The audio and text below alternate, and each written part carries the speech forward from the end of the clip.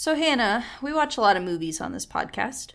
Yes. Have you by chance heard of the app, or it might also be a website known as Letterboxd?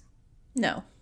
Okay, so Letterboxd is basically an app that you can track movies that you've watched. So you can record any movies that you've seen, you can rate them, you can write a review, and you can have friends. You can see your friends' rankings and movies they've watched. Hannah, let me tell you, I am obsessed with this. I have a coworker who was like, hey, you should get one of these, and then like got everyone we know to get one. And I told him, I was like, if I get this, I am going to be obsessed. Like, I have to be ready to commit because I can't half-ass anything. That's true. How many movies do you think I've recorded, Hannah? Wait, what do you mean by recorded? You can log any movie that you have watched.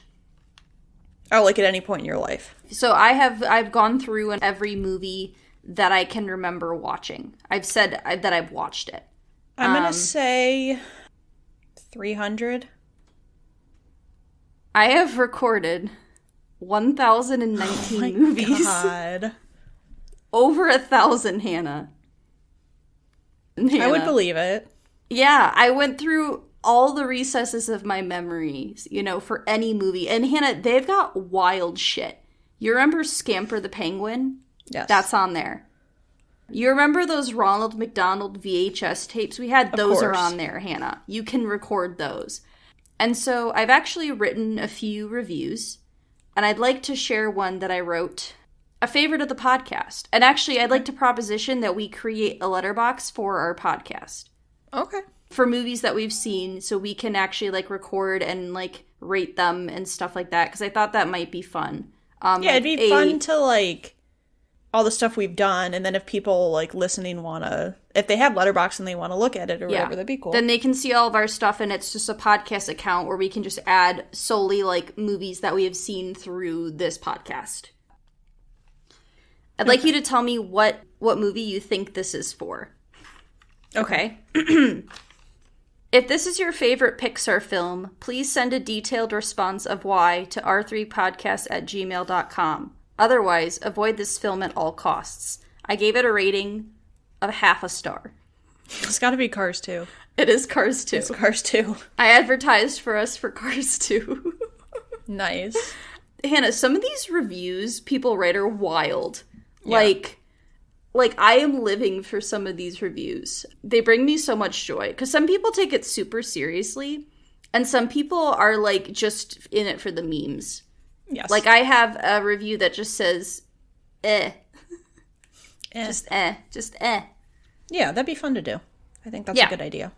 But anyways, yeah. But it's fun because it shows you, what are the most popular movies that people are reacting to. What are people, giving ratings and having watched. Or you can also make a watch list. So you can, put movies on a list that, hey, I'd like to watch this at some point. Right. Because I know you don't really get as obsessive about that kind of stuff as I tend to do. No, I don't, but yeah. I find it interesting. Mm-hmm.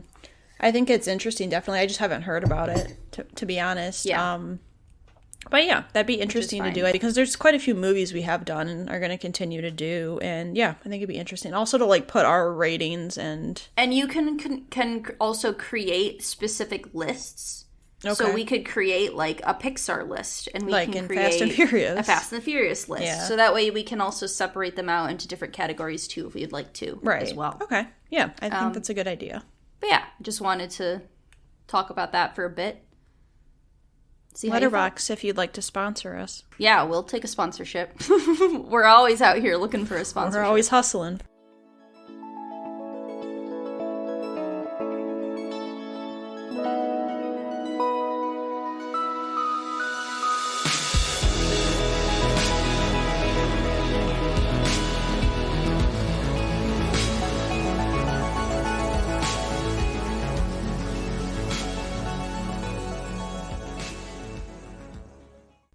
Welcome. This is Research Rank Repeat. I am co-host Alyssa. I'm co-host Hannah.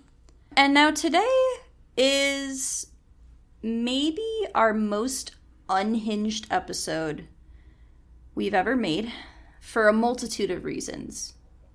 Reason one being that this episode was planned to release in, I want to say,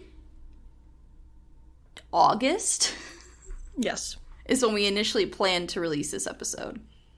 And as you know, we took an incredibly long, drawn-out hiatus, so it never came out. Hannah had done all of the work. Hannah had watched everything that we needed to watch. She had done all our background, all our research. And I was the slacker. And then we pushed this episode back like 8 months. So here we are. It's March. We decided, you know what? We already had done most of the work anyway. Why not pull through and actually release it? Now, that's phase 1 of Unhinged. Phase 2 is that Hannah did not rewatch any of these pilots. Or sorry, excuse me, they're not pilots. Finales to prepare for this. So Hannah has seen all the finales, but she does not have a very, fresh memory. So we're gonna go with what we've got. I also did not rewatch 2 of the finales that I had seen independently from this podcast. So I did watch them back in the summer. Right. And then phase 3 is that we took a concept of something we've already done. We really enjoy doing the pilots for TV shows. We've done ABC Family, we've done superhero, we've done British television. But we were like, hey, what if we did that, but instead of watching a pilot, what if we just watched solely the finale with no context and see what happens? That's what we did. Yeah. We took 4 of what are considered the best finales and 4 of what are considered the worst finales. Worst are controversial. Right. Yeah. I'm going off of notes that I wrote months ago, so... It'll be a various amount of knowledge for the shows that we have. Right. I will say I have seen 2 of these finales. 2 of these shows I watched all the way through. I've seen from start to end. There are a few shows that I'm familiar with. Some more than others, where I've seen episodes, where I've seen seasons, but I never got to the end of the show. Hannah, did you had one show that you've watched all of, right? No. Oh, you know, okay. I've never finished the one show you're thinking of. All right. I knew you got further. You got further than I did. I knew about the finale, I knew about a lot of it just because I had heard about it. I hadn't actually seen any of these finales. Okay, so you're coming in fully blind. Yeah, but I just want to say, I think it's so interesting because when we do the pilot ones, everyone's on even playing field because it's meant to be an introduction to a show. Right. So you don't need any prior context. When you do these finales, some of them I was like, I don't know what's happening. I don't know who anyone is. I'm so lost. The chaos, Hannah. Yeah. Now, some of these shows with no knowledge or very little knowledge, I could still follow. I could understand what's going on. But there was, and we'll get to it, one particular show that I just was like, what the fuck am I watching? What is this? I think it's probably the same show. I was so lost. I was like, I don't understand anything that's happening. Right. And we tried to do different types of shows. We tried to do different decades. And we just picked these from a list. I think it was 20 to 30 shows that were had considerably the best and worst finales. And we just chose, 4 of each that we thought would be good. A good mix of different things. I think we should just jump into it and see what happens. Okay. Now, do you think it's better to start with the best or to start with the worst? Because I think we should probably keep them in separate. Chunks. Yeah. Let's start with worst. Okay. Let's go alphabetical. Okay, so that would be Bones. Now, Bones is a show that I really liked when I was in high school. I actually, do I have them here? I had the first 2 seasons on DVD. Loved it. Watched those. I think I looked, and I think I had watched up through season 6, or maybe just into 7, and then I pretty much dropped the show, and I never picked it back up. So I have quite a bit of knowledge of the show, and I've seen, I think it went for 12 seasons, so I got about half of the show's worth. So a pretty significant chunk of the show I've seen. Hannah, I know you've seen some Bones. All I've seen are episodes when you watched. Like when you were at home and you would watch it on TV, I would sit down with you sometimes and watch it. So I know the main characters. I know like basically what their roles are in the show, and I know some of the relationships. But honestly, I didn't have much knowledge about what happened. I knew more the early on seasons, like you said, that you watched. So it did help, I will say, knowing the characters already. Yeah. And kind of knowing some of the past storylines, I think, helped me with this one. Right. Where I wasn't as confused as I was with some of the other shows. So, Bones is an American crime procedural comedy drama that was set on Fox. It ran from 2005 to 2017. It ran for 12 seasons with a total of 246 episodes, which I think is probably the second most of the finales that we're watching today. We'll get to that show later. The general synopsis of the show is that it's a forensic anthropologist named Temperance Brennan is working with the FBI and specifically Agent Celie Booth to solve crimes. And of course there's sexual tension, as always, and they had really good chemistry, the two leads, which is why it ran for so long. It was very much like an X-Files situation. The show is loosely based on author Kathy Reichs, I believe is how her name is pronounced. She is an author and an anthropologist in real life, and the character in her book is called Temperance Brennan. Funnily enough, on the show, so Temperance Brennan is also a forensic anthropologist and writes like crime novels, and so the character in her book is the name of the author. So they just kind of did a little funny swap, like the characters in her book are named Kathy to give homage to the author. It is created in a way to try to differentiate from other procedural crime dramas that were very popular at the time, like Law and Order, SVU, CSIs, stuff like that, using more dark humor and more focus on character development. So, season 1 had 8.9 million viewers. It was rated 60th, the 60th most popular show. It had a high point of season 6 having 11.57 million viewers. So it went up almost 3 to 4 million total in its entire run. And actually, its lowest was season 12 with a total of 5.54 million. At the time it ran, it ranked first in the 18 to 49 age demographic on the Tuesday night 8 p.m. slot, so it was the most watched show at that time on that day. The final episode had 4.35 million views. Season 12 as a whole had a 7.7 out of 10 and a 93% on Rotten Tomatoes.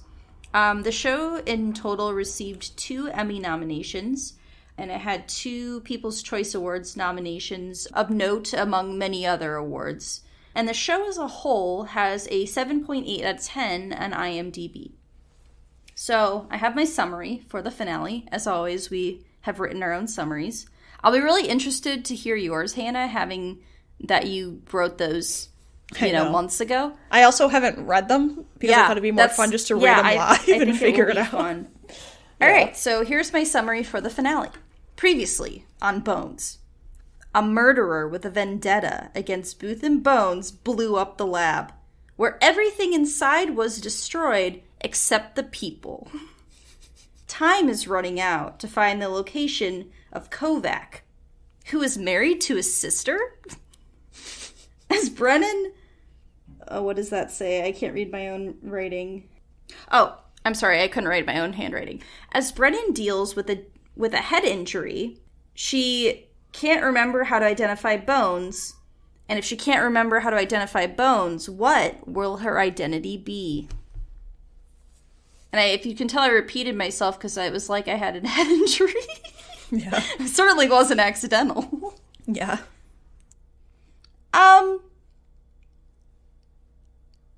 I can see why this is considered a bad finale. It feels very much not focused on it being a finale and more like wrapping up the season crime. Because I believe this guy who's he's an overarching serial killer villain from I think multiple seasons towards the end. I don't remember this person when I was watching the show, so I can't speak much of how long this character has been around for. But there's some ridiculous things. Like, well, one, just everything with the lab. Like, oh my god, we all blew up. Bones has got a head injury and she can't solve the crime because she can't retain information. Like, I had so many thoughts. I don't remember Hodgins being in a wheelchair. When did he get paralyzed? I know. So at some point, he must have gotten paralyzed or something happened to him. I can't remember if Sweets died, the psychiatrist who was on the show for a long time. I think he died, but I don't remember. And then you get to the part where they're tracking down the guy at this, like, farm. And Booth, like, dislocates his hand. Yeah. And then Brennan, like, fixes it. And then Booth just shoots the guy straight into his forehead. A kill shot. The car drives off a cliff and explodes. Sets on fire. And then it's like, all right, it's over. We're good. Yeah.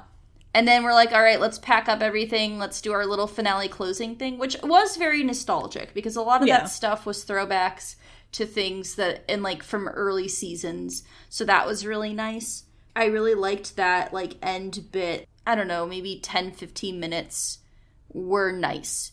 But I think as a finale, I don't think it does a good job of, like, making the show feel done. I think that's something it lacks, I would say. Being as that I've watched the show before, and if, like, the only thing I actively really liked was the stuff that's very nostalgic, I feel like that's maybe not a great indicator of a finale. Right. Yeah, I feel like it felt very low stakes because everything ended up being okay. Like, Brennan gets her memory back. Like, everything just ended up working out, and so it felt like setting up a lot of stuff for no reason. I feel like it was just a lot of, like, Brennan being in denial about her memory. It felt very slow at parts. Yeah. The whole farm scene was insane. Yeah. And honestly, for someone who's, like, not very invested in the show or the characters, I was just kind of like, okay, it just feels like watching an episode of CSI Miami. I agree, it didn't really feel like a finale until, like, maybe the last, like, 3 minutes. Yeah. So, I don't know. Do I think it's horrible? No. I just don't think it's good. Like, a good end for the show. One of the things we're doing with these finales, which I'm gonna be totally honest, I don't remember what... I wrote a note saying I don't remember what this means. Okay. We said, was it worth it, or was, like... So, basically, is the finale worth the watch? Right. Okay. If you had been a fan of the show, do you think the finale yes, would have been worth the watch? Yes, that's watching what till the end of the show. And I said, for that, I think, like, maybe if you were a giant fan and you wanted to see, like, the characters' storylines wrapped up. Yes. That's what I said. I said, yeah, for the nostalgia, but not for much besides that. Right. Like, otherwise, it's not really going to be, like, a right. amazing thing to witness. Yeah. But yeah, that was pretty much my thoughts that I can remember about it, was that it kind of didn't really feel like a finale until right at the end. Which I didn't think it was horrible. Like, yeah. I thought it was, like, interesting, but I was like, it's just okay. It's like, this show is known for being incredibly, like, over the top, and, like, people being kidnapped and people being shot and people getting blown up. Like, that happens early on, and I think I stopped watching it because it just got, like, too much, you know, like, too over the top. So I think we had favorite, like, character scene quote line, which you could kind of pick and choose from there. At least that's how I did it. We also, too, like, I didn't think I did this for every episode, but we had, like, if there was, like, a finale, like, emotional, shocking, or, like, a surprise, shock, moment. A moment, yeah.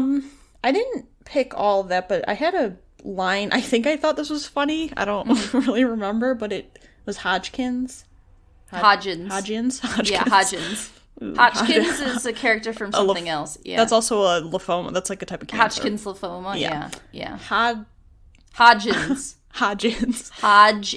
Yeah. Hodgins says, "Angela, I'm a known paranoid conspiracy theorist," which he is. He certainly is. I thought that was funny when he said that. Yeah, I really like. So, like, one of the running things in the early seasons is King of the Lab, which is, like, a thing between him and Zach, who is, like, an intern, very prominent early in the show.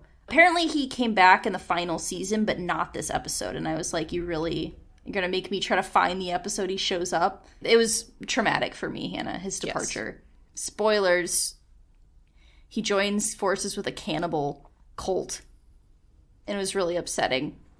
I would imagine Basically so. went to, I think he was deemed, like, unfit for prison. So he went to, like, an asylum or a mental institution. Because he, like, burned his hands to all shit, basically. Anyway, it was really traumatic for me.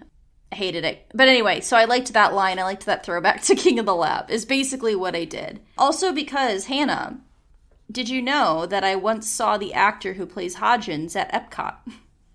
I think I remember you telling me that. I was in a store in Epcot, and I looked up, and I just was like, that's Hodgins.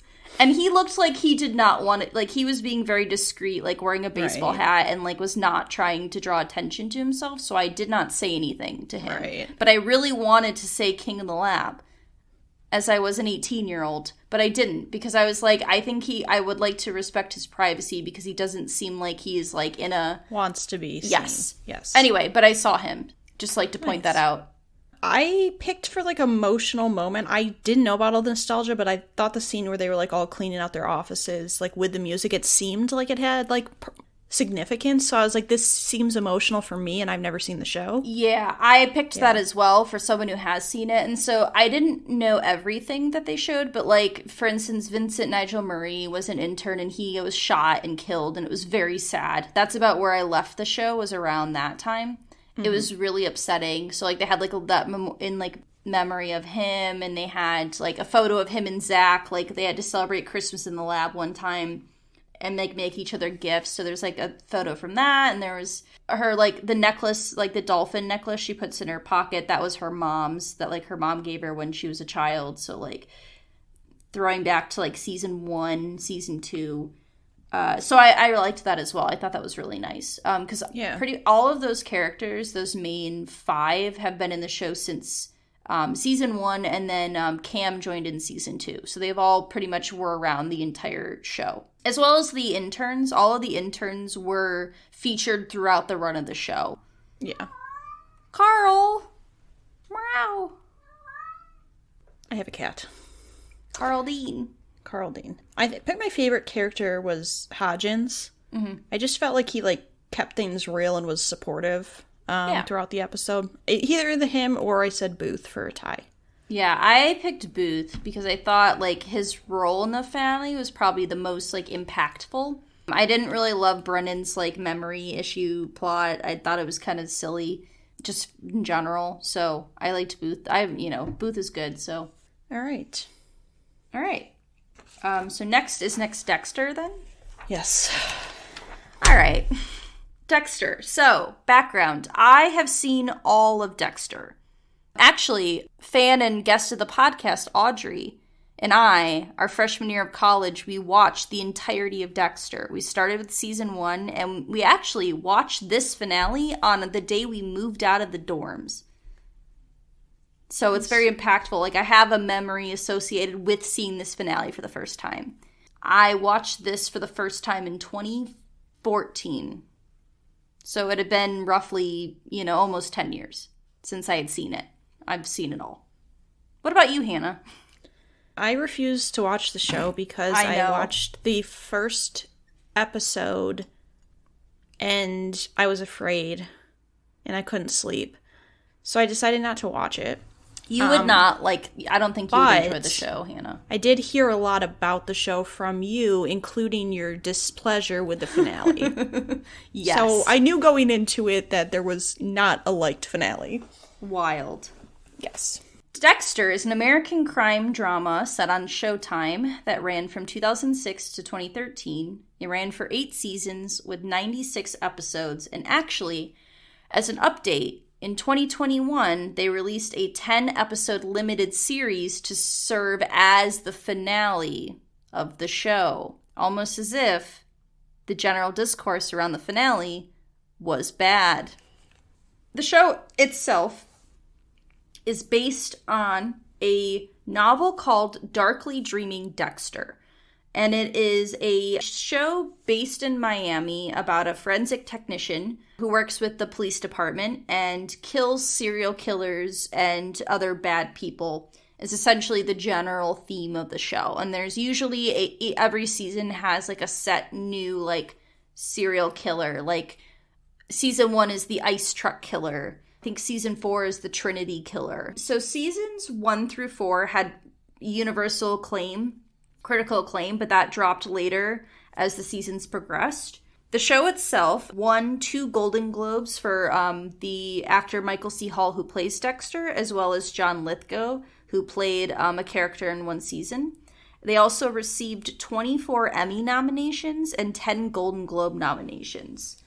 The season 4 finale in 2009 had 2.6 million watchers, which was the most watched episode on, like, most watched original series on Showtime. The season 8 premiere had 3 million watching, and the finale had 2.8 million people watching it at the time it premiered. So season 8 as a whole has a 35% on Rotten Tomatoes and a 5.4 out of 10. The finale itself has a 4.7 out of 10 on IMDb. I don't know why I can't get a D. You always do. I just like can't put them in the right spot in my brain. In controversial stuff, multiple real-life killers have said that they were inspired from watching Dexter, which is kind of gross and unfortunate when you think about it, where people like, I did this because I saw it on Dexter, or like people being obsessed with Dexter, which is not great, you know? Not at all. Dexter's not a good person, you know? You really shouldn't be inspired by him. Right. Just saying. A quote I found about the finale itself, someone described it as, quote, sloppy, sloggy, and a cop-out. So, notes about that. Another thing to note is that the original showrunner left the show after season 5, I believe, and was replaced by various showrunners, which is why I think they created this miniseries where the original showrunner actually came back and directed and created this like 10-episode miniseries finale, which I actually have not seen the new one. I'm planning to. I just never got around to it during COVID because I was like, I can't watch this. This is too depressing to watch. If it's bad, I'm just going to be disappointed. So I'm like, let me hold off. I think that one has better critical response and like audience response than this finale does. Okay, that's good. Basically, the finale was incredibly polarizing.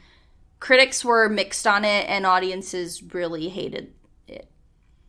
All right, now it's time for my summary. Dexter is against the clock for being a serial killer, trying to flee the country with his son and maybe girlfriend. I honestly can't remember if she's his girlfriend or friend or whatnot. I just wrote a bunch of question marks.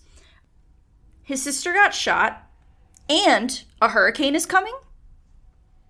Instead of, like being a parent, he decides to send his son with someone else, his maybe girlfriend, maybe friend, boat out into a hurricane to fake his death and give his sister a Viking send-off funeral. All to become a lumberjack in Oregon for reasons. Unhinged, Hannah. This finale is described as being completely different from the rest of the show, which I think is really interesting, being that most of your knowledge is just from watching this. And I'd like to hear your thoughts first, having no, real background about the show in a general sense. I have already had thoughts for 10 years or whatever. Right. My first note, before I even started the show, I said, I know about this finale because of Alyssa complaining about this finale. I believe he rides away on a boat, ? I mean, you're technically not wrong. I did not expect that. I was really confused about the whole Hannah situation as well. I was like, who is this random woman that he's sending his son away with? His sister was brain dead, and the fact that he grabs his sister, his dead sister, also Weekend with Bernie's her. Can I also say that there was somewhat of a plot that, she was in love with him? So they're like adopted Okay. siblings. They're not like Okay. related, but they Okay. grew up as siblings. So Right. like Dexter was adopted. So it's like the Yeah. Fosters. Yeah, but so I wasn't fine when I was watching it. It was not thrilled Yeah. about them being a potential, like, her being interested in him, given, let me tell Right. you why this is messed up, Hannah. So those two actors were actually married in real life. They got Okay. together during the run of the show, got married, and then they got divorced. And they created this plot where Deborah was interested in, like, had feelings for Dexter after they had broken up, but still had to work together. And then the showrunner was like, you know what would be great if you had to pretend to Yeah. be in love with the guy you just divorced? Yeah. So anyway, they didn't have chemistry. What a surprise. But they never actually got them to a point where they were like, we're in a relationship or anything Right. like that. But there was like the potential, Implication. and I hated it. It was gross. Yeah, the last 10 minutes when he grabbed the body, I was so confused because I was watching the end and I'm like, I know this show got rebooted, so he can't die. I don't know. The whole thing was just weird. As someone who has never seen the show, minus the first episode, it was just very, like, a lot. I truly don't know what to say at the end because I didn't. It was very similar to, spoiler alert, Veronica Mars when the bus drove off a cliff. Yeah. Where I just kind of sat there Yeah. and was like, what did I just witness? It was just kind of that. Yeah, so it's so bizarre because I honestly think seasons 1 through 4 are like some of the best television, honestly. Like, considering they had 24 Emmy nominations, 10 Golden Globe nominations, that is a well done show to have that many nominations. I genuinely really, really liked the show. However, the later we got, it just started to become very weird, and the storylines were not good, and the characters were not written well. Like, they just, like, got really sloppy. And by the time we got to the last season, it was just, like, not entertaining. Like, he gets a gas station blowjob at one point, and it's like, what the fuck am I watching? Like, he walks into a gas station. And I don't know why this is what I remember. I think because it's just so ridiculous. Like, he goes into a gas station, some woman, and he's just talking to her, and then all of a sudden he's getting a blowjob in the gas station. And then he just leaves, and then that's the scene. And there's no, like, story beat to it. Like, there's nothing that's really relevant to the plot. Like, it'd be different if it was, like, plot relevant, but it's not. It's just, like, something that happens. And also, it's, like, the aspect that he's not really interested in sex because he's, like, that's, like, not part of his character. Like, he just, like, in season 1, like, he is with a woman who has had a really abusive relationship with an ex-husband, and she's not, like, wanting to be physical immediately. And he, like, wants that because he's like, yeah, I genuinely do not care. Yeah. I'm not interested in sex. So it's it not was- like a part of his character, right? Right. So it was very weird to just randomly throw in these things later on. But I remember I had actually seen something about the finale before I watched it. I think I had read that he, like, becomes a lumberjack. And I was like, what the fuck does that mean? I'm like, what do you mean he becomes a lumberjack? I, like, think I actually was reading something online and happened to read that. And then I remember Audrey and I watching this finale. And then I'm like, oh my god, he really just leaves his son and becomes a lumberjack. Like, fakes his own death.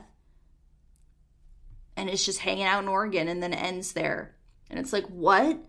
It doesn't make any sense, Hannah. Everything about it is just so confusing. I don't know, it's just like it doesn't make any sense for the end of that show. And it is, like, what highly regarded, like, one of the worst finales of all time. Like, I don't know anybody who likes this finale. Unrelated. Critics can think whatever they want. But, like, a real-life person, I've never met anybody who's seen this show and actively was like, yeah, it was a really well-done finale. Or, like, I liked the finale. And it's not even, like, it was okay. It's just, like, it doesn't make any sense. It's terrible. Right. So That's interesting that it doesn't also make sense for someone who's seen the whole show. Because, Yeah. like, for me, I was like, maybe it doesn't make sense because I don't know who these characters No, are. I don't know anything, but... it doesn't make any sense. Right. Is it worth the watch? The answer is no. I wrote not very unsatisfactory because, I mean, Hannah, think about it. They created a 10-episode miniseries to serve as a different finale, like, 10 years later. Right. The showrunner was so upset with the way that it ended that he was like, I need to make my own version to rectify this. Like, that should say something. If they want to redo the end of a show because it was so bad, you know, like that says something about the finale. Yeah. I think also I just put not worth the watch because I don't know what I just watched. Which is fair. For, like, heartwarming, surprise. I mean, driving into a hurricane was pretty shocking, I'm not going to lie. I did genuinely really like the goodbye scene between Deb and Dexter. Yes. Like, I thought it was really well done, especially because they both were very important characters throughout the show, and, like, were genuinely, like, siblings and cared about each other. So I did really think that, like, emotionally it worked really well. Yeah, I wrote that too.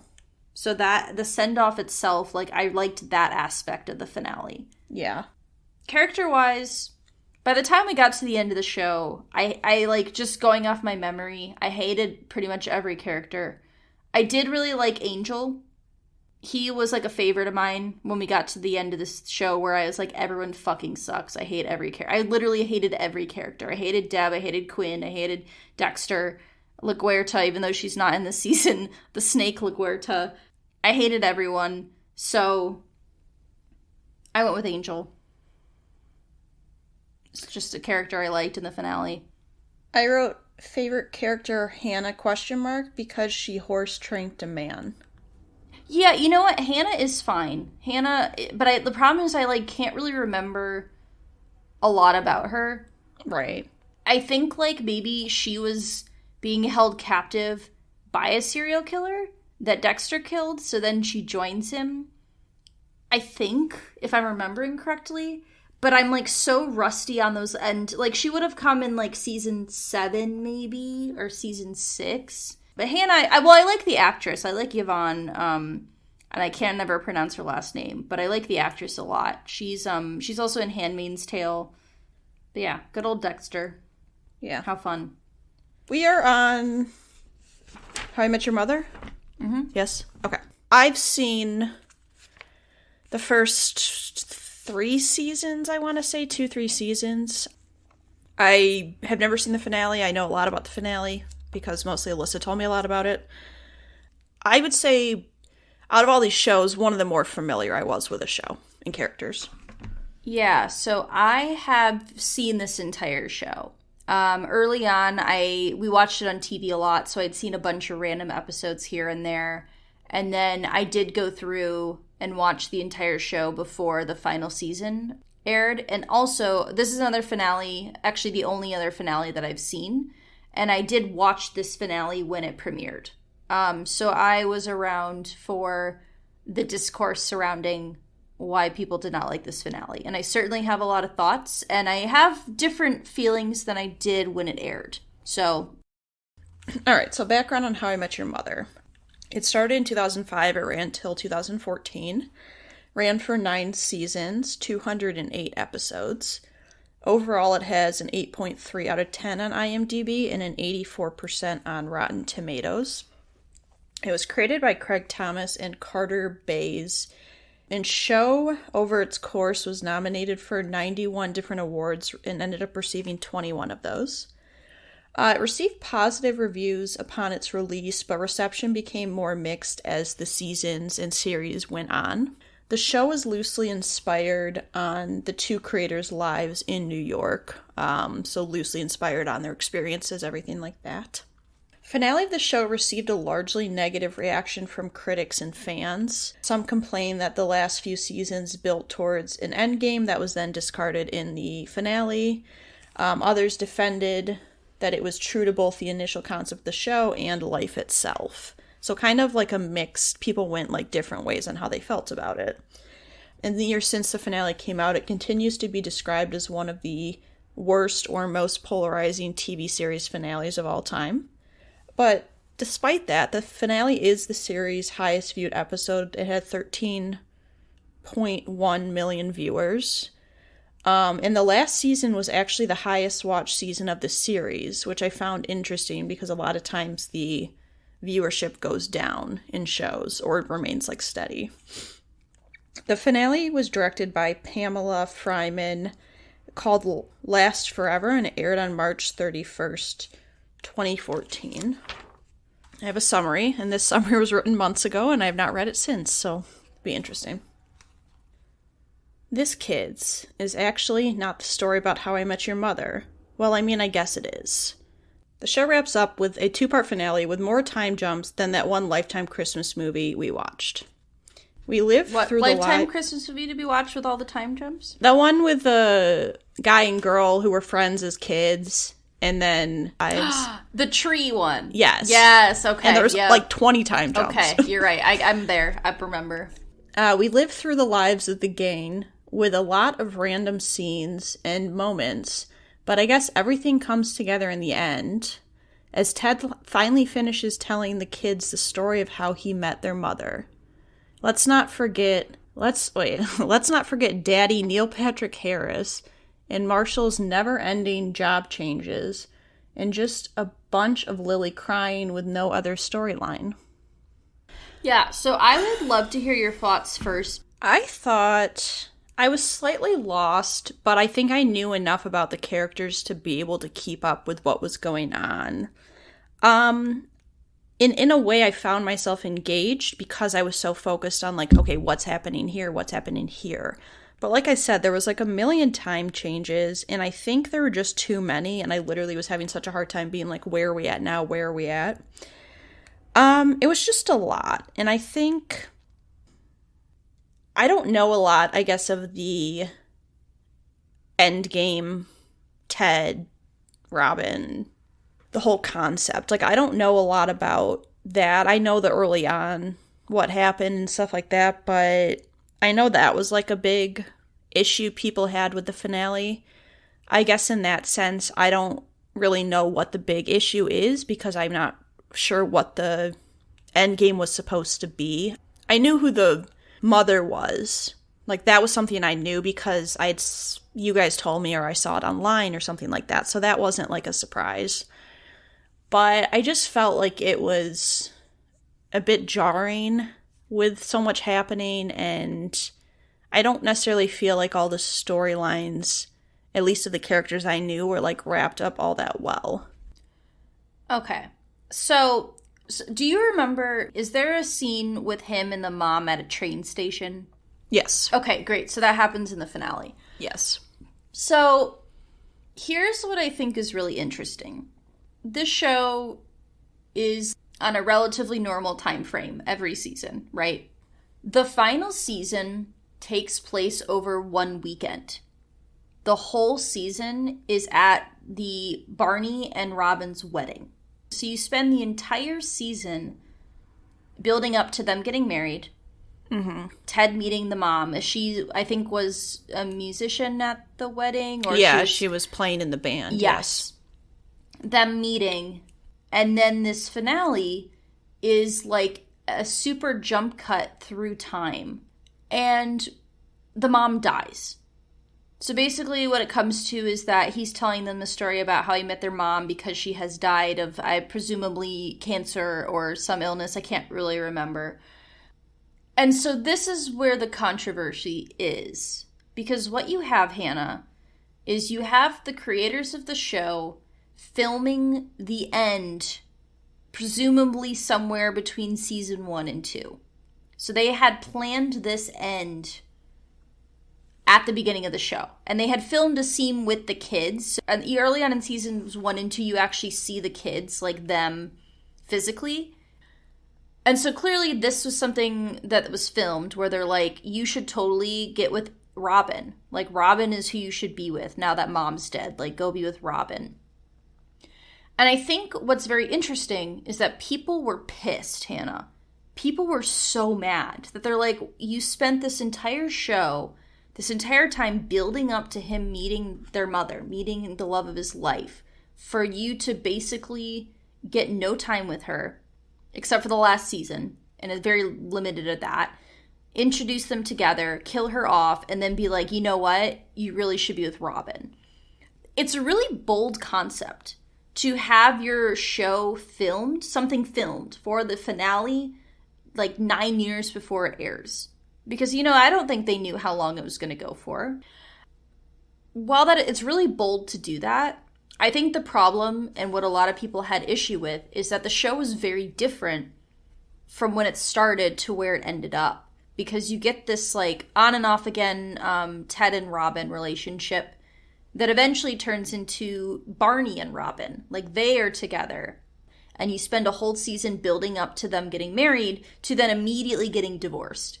So they, like, get divorced, and then Barney goes back to his ways. He's, like, had changed a bunch, and then it's like, oh, he's back to being a womanizer and hooking up with young women, and now he has a daughter, and Marshall and Lily are just kind of doing their thing.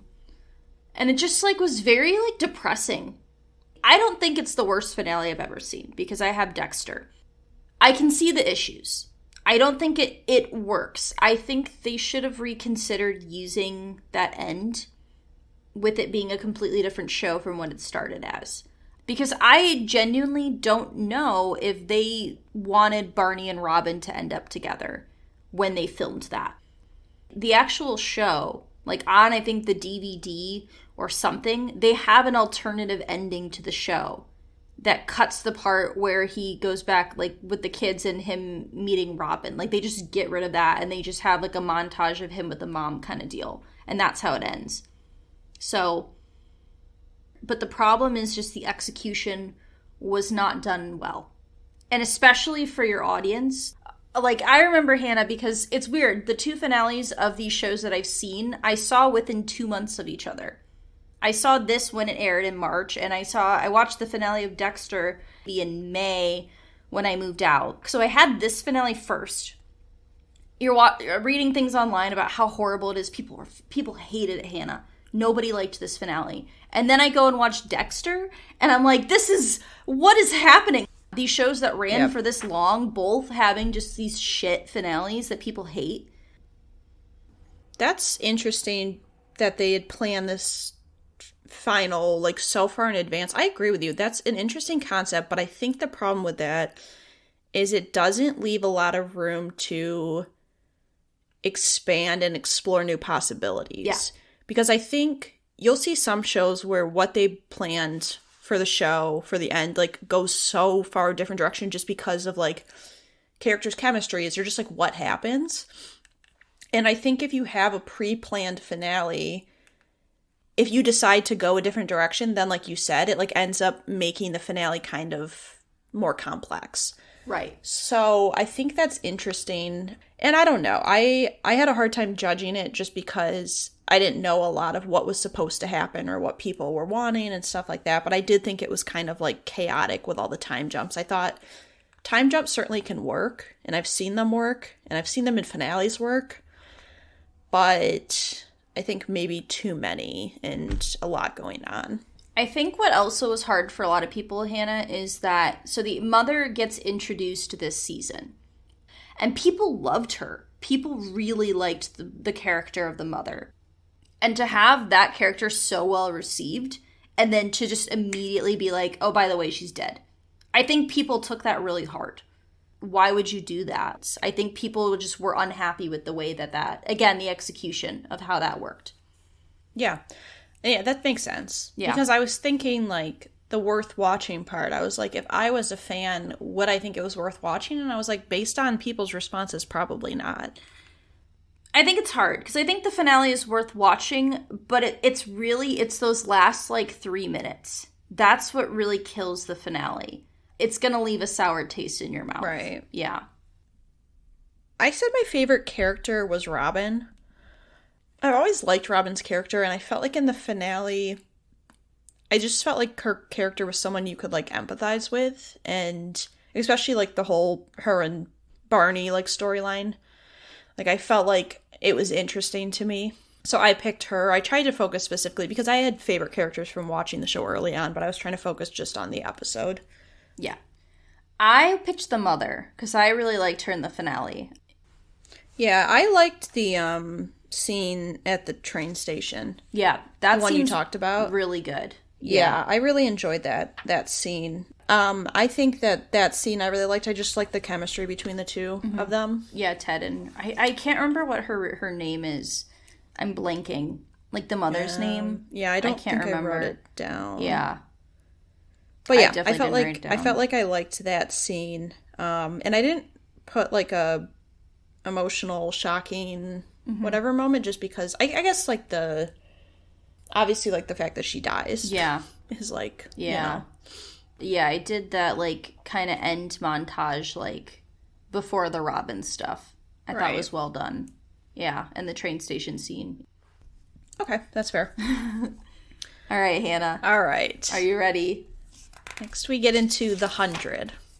I looked it up. It's pronounced the 100, not the 100. It's the 100. The 100. Okay. The 100. I was wondering about that. Okay. My only knowledge of this show was because of Clexa, which was a like female romance throughout the show, and they end up killing one of the characters off. And I know people are really outraged about the whole thing. Okay. Yeah. So basically, my knowledge. Was it like a queer baiting thing, or yes, because people thought they put this couple in and then they kill off one of the characters. Okay. So I think I've ranted to you about it before. I have heard about the show from 2 people. Right. Yeah. So all my knowledge of the show was from Clexa specifically, the knowledge of that. And I've watched videos of YouTubers like explaining why they like queer baiting, basically stuff like that. I have never seen this show. Okay. And you know what? Now I take that back. I think I watched the pilot years ago, but I knew very little about this show. Yeah. So I have also never seen this show. I had a friend in college who watched it. And so I had heard a few things, like the basic general, like what the show is about, and probably something about characters. And then I think you've mentioned things about like queer baiting related stuff, because we've talked about that with other shows before.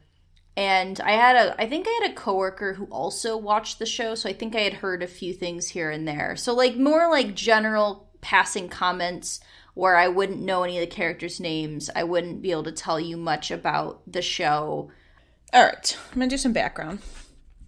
So this show aired on the CW. It started in 2014 and ran until 2020. It was 7 seasons, 100 episodes total. Oh, interesting. I know, I think they probably planned that. Yeah. Like if they could get to that many seasons, I think they planned 100. to end on 100. Yeah, that makes sense. Anyways, overall it has a 7.6 out of 10 on IMDb and a 93% on Rotten Tomatoes. It was developed by Jason Rothenberg, and it was loosely based on a young adult novel series of the same name by Cass Morgan. David J. Peterson, who created the Dothraki. Oh, Dothraki, right? Yeah. And Valerian for Game of Thrones developed the language for this show that they use. Yeah. He also did the language for that one witch show we watched. What was it? The Coven? Motherhood Fort Salem. Motherhood Fort Salem. So in 2016, Rolling Stone ranked this show 36 on its list of the 40 best shows, the 40 best science fiction shows of all time. Sorry, I couldn't read my writing. Like I said, there was controversy surrounding the death of Lexa, who was the show's sole lesbian character.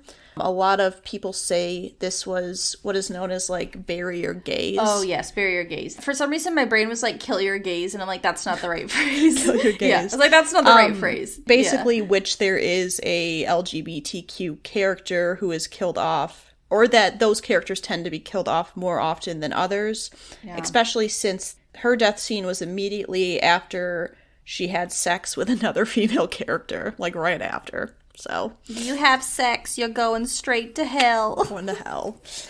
Okay, so the finale was titled The Last War. It aired September 30th, 2020. It had 0.61 million views, and it was written and directed by Jason Rothenberg, who was the developer. I have a summary.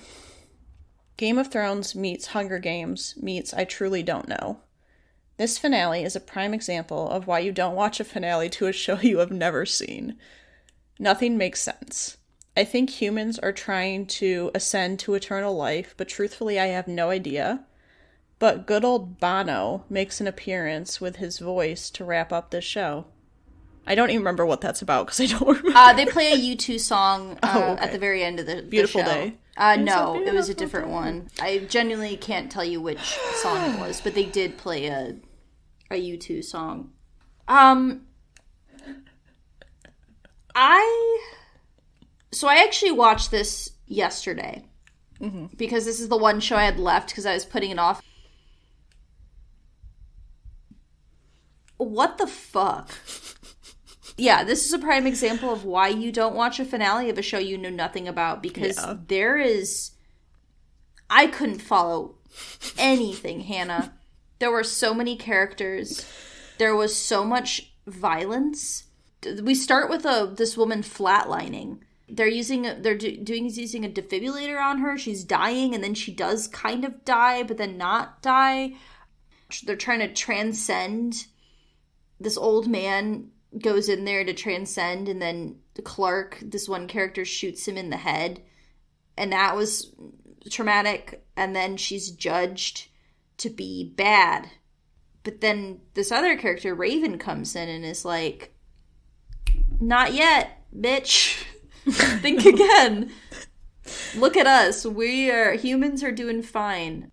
The main thing I know about the show is, like, you've got 100 like younger adults that are like deemed troublemakers or something, and they're sent back to Earth to live after like a nuclear war that had occurred like I don't know how many hundreds of years prior. So basically they're sending them to see if it's safe to live on Earth.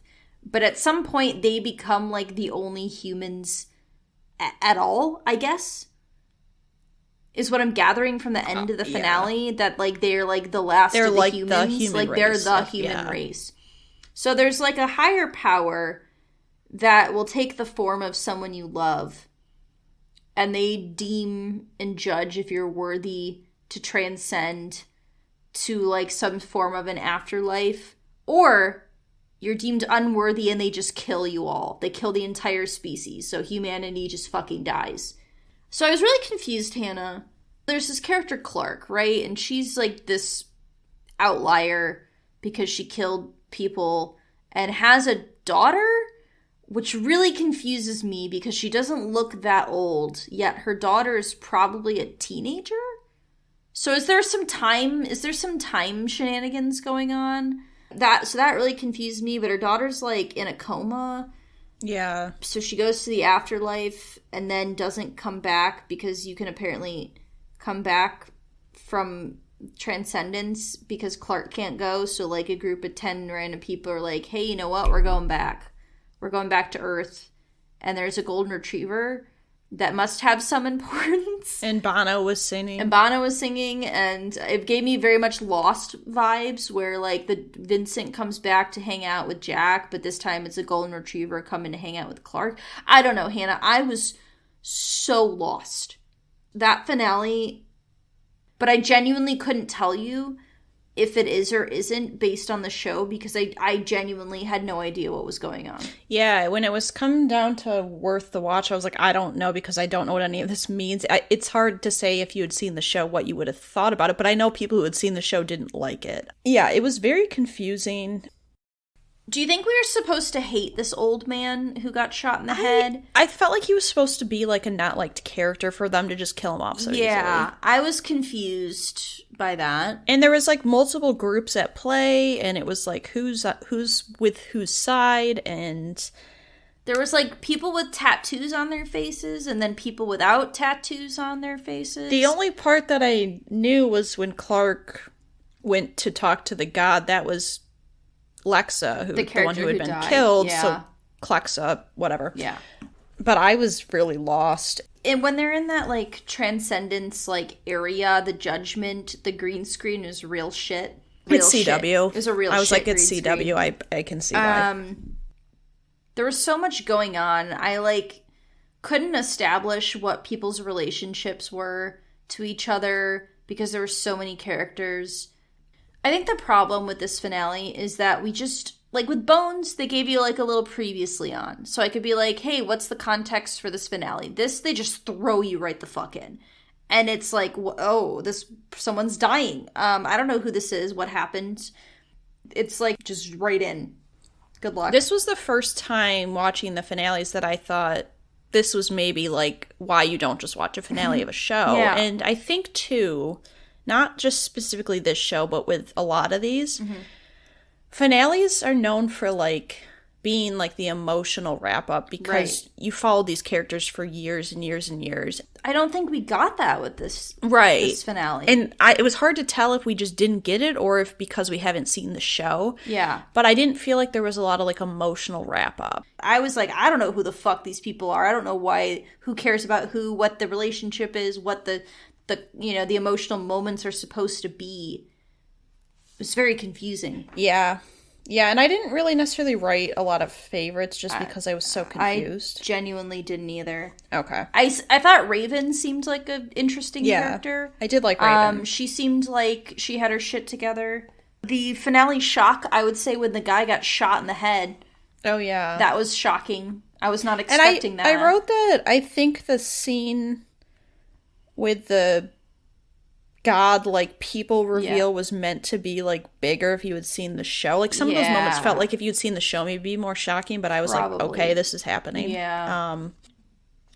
And maybe because it's sci-fi, because you have... That's true. I think my thought process is, with most of these other shows, they're grounded in reality. Right. And when you're in a science fiction show that exists outside the planes of reality, there's world building that has to happen for you to understand what is allowed. That's why this does not work for us to understand. So that's a user error on that front. All right. Let's move on to best. Do we want to rank our worst now since we just talked about them? Yes, I agree. Okay. All right. I can start. Sure. So we're going to rank just the worst, just the 4. I think that my worst of the worst was Dexter.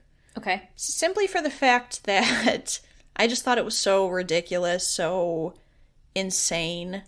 And I know I don't have much knowledge of the show, but it just seemed so absurd and so, like, I just didn't... Everything was just weird to me. Yeah. I tried really hard to just focus on the finale. Number 4, I have the 100. I genuinely couldn't follow the finale.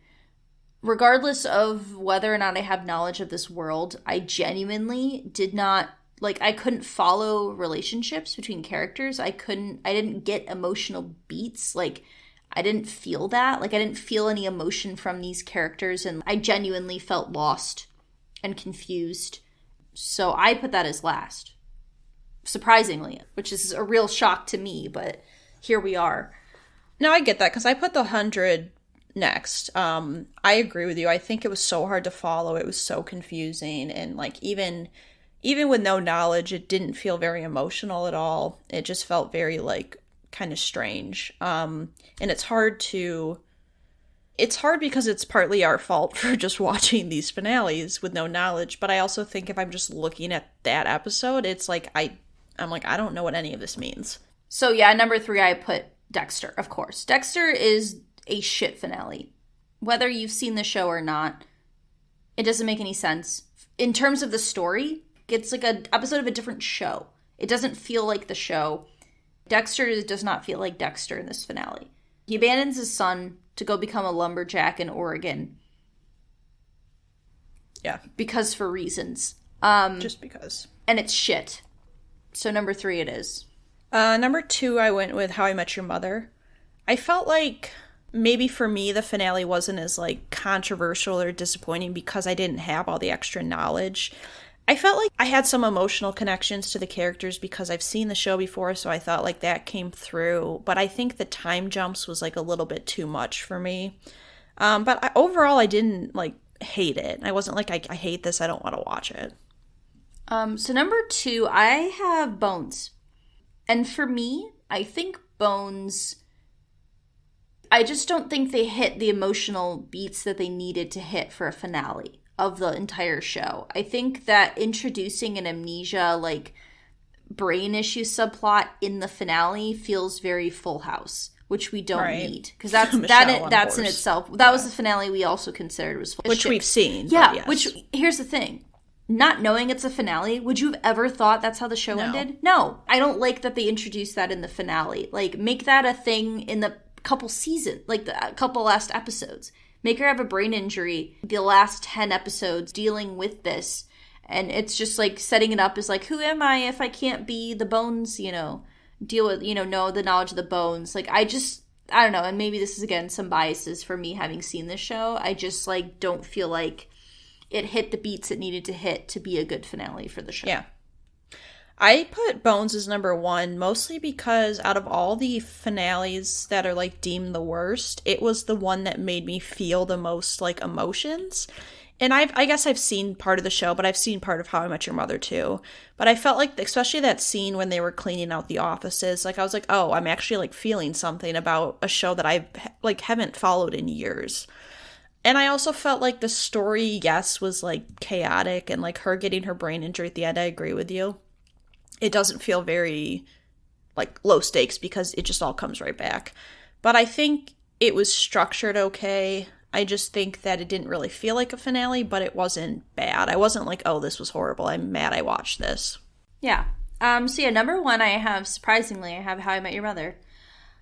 It functions the best as a series finale, where I feel like a lot of the emotional things work. Like, genuinely all the stuff with the mother and, like, when she's dying and dies, I think that's really well done.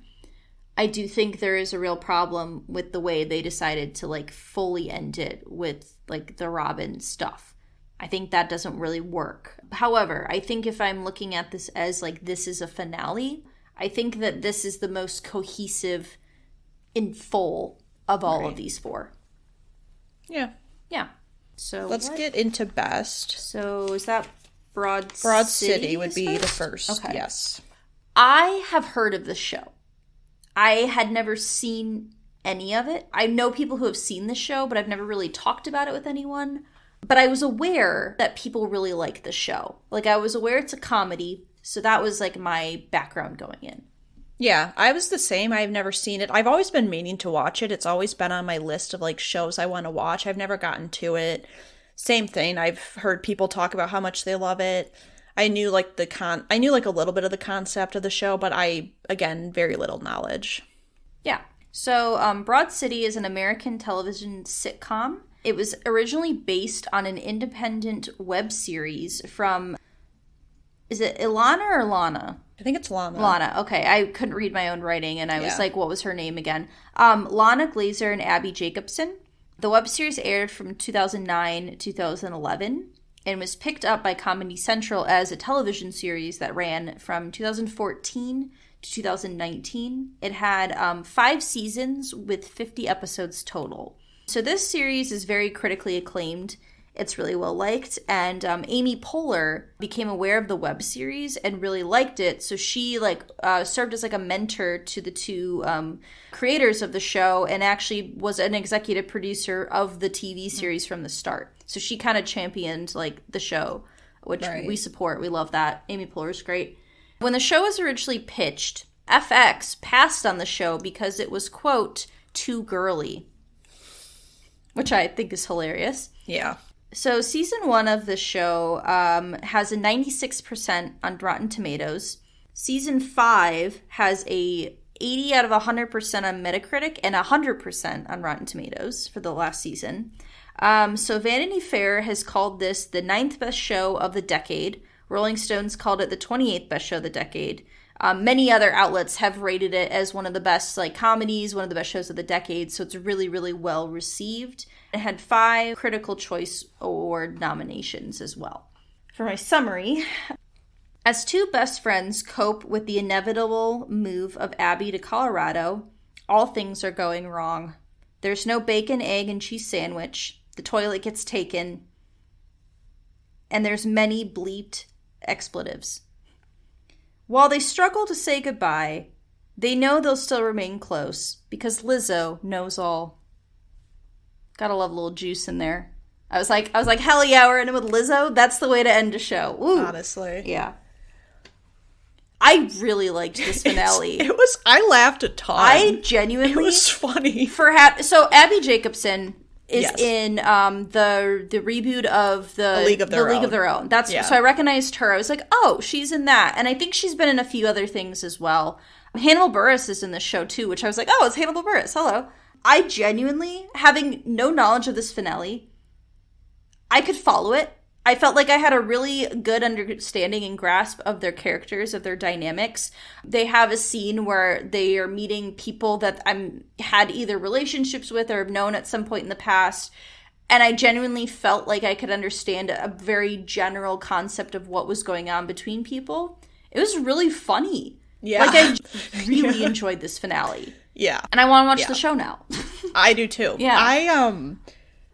One thing I wrote is I said, this would be me and you if we couldn't find a breakfast sandwich. Yes. Just running around.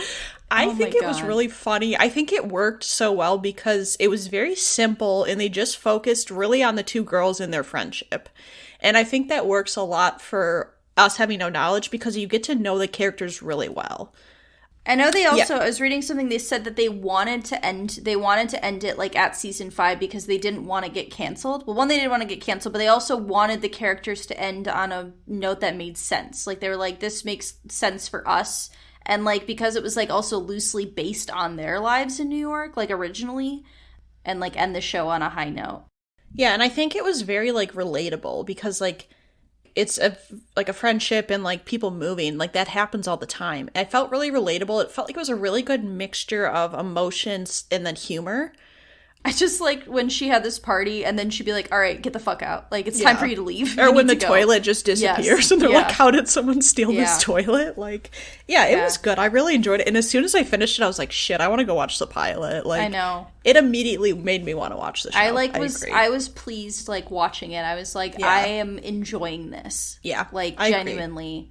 And it's also because it's like short form. It's like it was only a 30-minute finale. Right. So it felt, I think that's also why it makes it easier to follow because I feel like sitcom type shows like that, it's like, it's not as like you have to know the entire story. You can kind of pick up. Right. Yeah. No, I really enjoyed it. I don't think there's a ton to say because it was pretty straightforward and it was pretty easy to follow. And I was surprised at the amount of bleeps they had. Like, a lot of shows don't do that. Yeah. But I thought that was effective. So I don't know if that's something they do a lot, like, in the entire show. Which I would assume so, but... Yeah. I think in terms of, like, worth the watch, the fact that it made me want to watch the first episode makes me think people enjoyed it who watched the whole show. I said the same. I was like, I would definitely watch that. I wrote a line... I wrote 2 lines. I wrote one, it says, no bra, it will save time. And I was like, true. True. The other one was, why the fuck would you move to Boulder... Or why the fuck would you go to Boulder? What the fuck is the culture there? Rocks? And then she's like, legal weed. Yes. Yeah. And I'm like, yeah. Yeah. And then, like, scene, I liked the one where they were on the bridge. The two of them on the bridge where they were kind of just, like, talking. And it was, like, a heartfelt moment. Yeah. When she's just telling her friend, Lana is telling everyone to leave. I liked that. Where she's like, it's time for you to go. Like, this party's over. You need to leave. Right. I liked the variation in the emotional goodbyes because I feel like that's really relevant where it's like you have one like really heartfelt goodbye and then you're like, okay, we've had our goodbye, now I need to sneak out. But then it's like, wait a second, we need to have a real goodbye, but like it's already happened 3 times. And I thought that was really relatable. I really liked that. Yeah, I think both of them I thought were liked both of them a lot. I couldn't pick between the two of them because I thought just like their chemistry, the two of them was really good. Yeah, I liked both of them.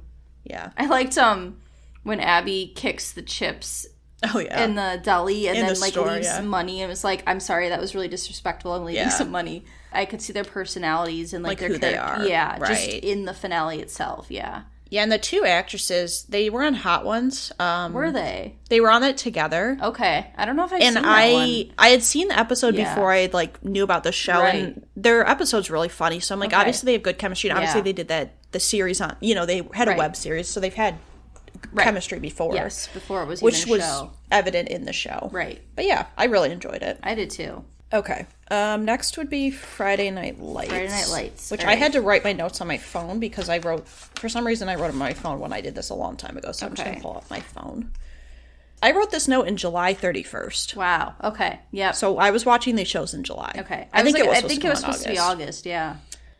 Okay, so Friday Night Lights is a show that I have seen probably 3 to 4 seasons of it. I knew about the finale. I know a lot of stuff about the show. I've watched the first couple seasons more than once, and I've also seen like various things throughout. Later stuff I've seen. So it's a show that I'm very familiar with. Out of all these shows, it's the one that I'm the most familiar with. Okay, so I have also seen some of the show. So Hannah has like a bootleg like DVD set, full set collection. set of the show, but it doesn't seem like it's through the actual. Yeah, it was like a NBC fake website that sold them. So I know I've seen the first 2 seasons. I think we watched up to 3 when we watched it together. I think I've maybe seen some of 3, or maybe the first couple episodes of 3, but I definitely have not seen the whole show. I was aware that Michael B. Jordan was in the last season, and I like maybe knew 1 or 2 things just maybe from you telling me that, but I had never seen the finale before, and I, was missing the context of like season 3 to season 5. So I have some knowledge, but not really of the finale specifically. I didn't really know much about the actual end of the show. Yes. So Friday Night Lights started in 2006 and went to 2011. It was 5 seasons. It has a 8.7 out of 10 on IMDb, a 97% on Rotten Tomatoes, and it was 76 episodes total. It was developed by Peter Berg, and it was inspired by the 1990 nonfiction book by H.G. Bissinger, and there was a 2004 movie adaptation of that book. So based off the book, based off the movie, and then obviously the TV show came out 2 years after the movie. The show had a lot of critical acclaim. It was like very well liked by critics, and it had a very loyal fan base. But it was one of those shows that was always on the verge of being canceled, even with a loyal fan base. It reminds me of like Veronica Mars in that way, where like the fans really pushed for it, but it always was like on the brink of being canceled. Right, and especially with the writers' strike too. Right. Like it got hit really hard. Right, this was, I think season 2 or 3 was when the writers' strike happened, so it kind of interfered with the show. Like a lot of, mainly like every show that was out at that time, yeah. So it was nominated for and won Emmys, multiple Emmys. The final episode specifically has been included on numerous lists for best finales of all time.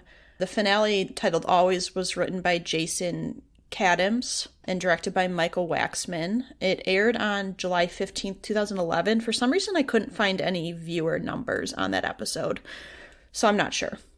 Summary. I'm ready. Clear eyes, full hearts, can't lose. Coach Taylor has one last chance to give a rousing speech to the East Dillon football team as the team prepares for states. We may never know what happened to Jason Street, but Tim Riggins is living his best life out in the cornfields of Texas. There is a surprise proposal and many twists and turns as we get 42 more minutes of the wonder that is Kyle Chandler. Hannah, okay, so this was very surreal for me to watch this. So this whole finale, I was like, who am I going to know? And they like weirdly aged the kids differently after the writer's strike, if you remember that. Like they changed the ages of people. Yeah, so I was like, okay, most of these kids like already graduated high school, so they're clearly not playing football. So I'm like, I wonder what's going to happen with that. So imagine my surprise when, well, one, Matt, I'm sorry, I can't remember what their daughters, Julie, Matt and Julie get engaged. I was like, what the fuck? I was like, well, I saw them together and I was like, oh, it's Matt. And then he was like, will you marry me? And I was like, he's like, when he came to Chicago, I was like, okay, well, he's in Chicago. What's he doing in Chicago? And then they're like engaged. And I was like, ugh. And then Hannah, genuinely, I really loved Tyra. Yeah. And I was so pleased to see that she was doing well and was happy. That was my favorite part of seeing a past character, genuinely, was like, Tyra's in college. She's doing good. She looks good as a brunette. Yeah. I was she did. Yeah, I was like, this is great. I was like, I really was happy for her. I was surprised to see Tim. I was like, what the fuck are you doing here, Tim? Right. Go to Alaska, I guess. And his brother. I was like, his brother's in the show? I know, his brother was a coach. I was like, what is... I was like, sure, okay. So we did see a lot of the original cast. Yeah. However, Jason, who the fuck knows what happened to him? Jason Street was gone. I think Smash, what was his name? Smash Williams. Yeah. I'm pretty sure he was written off in like season. Okay, when he went to college, they kind of ended his storyline. He was gone. Landry, who the fuck knows what happened with him? Yeah. And what was Buddy's daughter named, who is Jason's girlfriend? Lila. She also didn't make an appearance. Lila Garrity. Lila Garrity. Okay. I think her and Jason, I think they wrote their characters' endings in like the last season or the season before. Like they gave them an ending. They got an ending. Okay, but they just weren't relevant to the last season. That's what I was wondering. And I also think this show specifically might have had issues with budgets where they couldn't have all the characters, so they had to like kind of rotate them out. Now, did you notice that it seemed like the show was weirdly cropped? Like really focused on people's faces? I was like, I wondered if there was a Netflix issue, like if there's a weird sizing, like screen sizing issue in Netflix, because I was like, man, they're really fucking focused in on Kyle Chandler's face right here, like it's really in his face. I know. And, like, I didn't know if that was a style choice. Yeah, because I'm assuming we both watched it on Netflix. Yeah, I watched it on Netflix. Yeah, and I was like, I don't know if it was, maybe it was filmed like this, but however, Hannah, the real treat is just Tammy and Coach Taylor. Their relationship, iconic. Both of them, when Matt asked Kyle Chandler to marry his daughter, was so good, so fantastic. The change from laughing to serious, was. I was so invested. Yeah. And their relationship, and like talking about like sacrifices, and like I'm not sure what exactly Tammy was going to the college for, to move to the East Coast, but him being like, yeah, it's your turn. Let's do what you want to do. It's time for, you to be the one who we will do things for, make sacrifices for. Again, their relationship shines, and that was like my favorite part of the show to begin with anyway. I think they have like a very real portrayal of a married couple. I think a lot of shows, they do like this like fake version of what it's like to be married. I feel like their relationship's always been very like real. And like shows like that you have to make sacrifices, and that like everything's not always going to be perfect, but you can still like love each other at the end of the day. One of the things I like about Friday Night Lights is that at least the seasons we watched, and it got a little bit whatever, but it felt very like realistic, and like very like this is how people would react. I had a couple seasons missing where I was like, okay, who are these people? I recognize some of the characters that had come in, like the girl that was with Tim Riggins. I had no fucking clue who that was. She comes in like season 3, season 4. Yeah, I was lost on her and her like military boyfriend guy. So I kind of knew some of the characters, and so I was kind of like, okay, I sort of know where this is at. I really liked the also, because I had no context, the assistant coach, or one of the like coaches. She was like the student. Yes, the student coach. Yes. I can't remember the one what who her was name dating was. Michael B. Jordan. Yes, but basically she like wants to be a coach, and Coach Taylor gives her like a recommendation to, and you see at the end she's working in like some school in Dallas, like she's like a coach. college. Yeah. I agree. I think it was interesting. I think that I felt pretty satisfied with where the characters that I had seen ended up. Especially like Tyra and like Tammy and Coach Taylor. Like I felt like, and even like Tim, I felt like, they all kind of got like realistic endings, which was cool to see. I really liked the character development they did for Tyra, and I'm glad that they didn't like ruin her character, because I felt like I really liked her, even though she had issues in the first few seasons. But I was like, I'm really happy that she's doing well. And let's be honest, I just love Kyle Chandler. Yeah, he's great. His eyes are like piercing green. They bore into your soul. Clear eyes, full hearts, can't lose. I kept waiting for them to say it, Hannah, and he just wouldn't say it. And then there was the sign at the end, and then he was like with his new team, and he was like, clear eyes, full hearts. Ugh, I got chills. I know. I was like, I got chills. Yeah. It was great. Genuinely, I liked, for missing most of the final season, I did genuinely like the finale. Yeah. I thought it was a good send-off for a lot of those characters. Yeah. Yeah. And it reminds me a lot of, so Jason Katims, who wrote this episode, he's the showrunner for Parenthood. I was going to say, I thought that was the case. And it reminded me very much of the Parenthood finale. Which is also a well-received. Which is a well-done, it's kind of a well-received finale. Yeah, I think it's kind of flies under the radar, the whole show does, but it's well-received. I just felt like it was realistic and it felt good. I felt like it was good. It was like, I enjoyed it. Yeah, I liked that there wasn't like any extreme shocks. Like, sure, there's, the proposal, but like they don't get married in the finale. It's not like they're like, oh, we're married. And also now. too, like, Julie's kind of like hesitant, which is realistic, right? Yeah, I like they're young, that. yeah, right. It's not like she's just like yes, and they're like immediately everything's good, right? But yeah, I enjoyed it. Yeah, so I really and Tammy's outfits as always. Yeah, I think it's worth it. I think, especially someone who's watched a couple seasons, I feel like I was satisfied with what happened. I think the characters that we got that I recognized and was familiar with, I was happy with the way they ended their character arcs. So I was happy with it too, and I think it's worth watching. Oh, and Matt's grandma was still there. I know, and I loved his grandma. Buddy showed up, and I was like, Matt's grandma was so sweet. Like I loved her in the early seasons. Yeah, I'm glad she was. But yeah, I think favorite character, Tyra. I just love Tyra. And Tammy. I had a tie between Tyra and Tammy. I love both of them so much. Like, they're both great characters. Really well written, well done. Favorite scene, I really liked the one with Matt and Coach Taylor with the proposal. I thought it was just really funny. Really well done. Yeah. Yeah.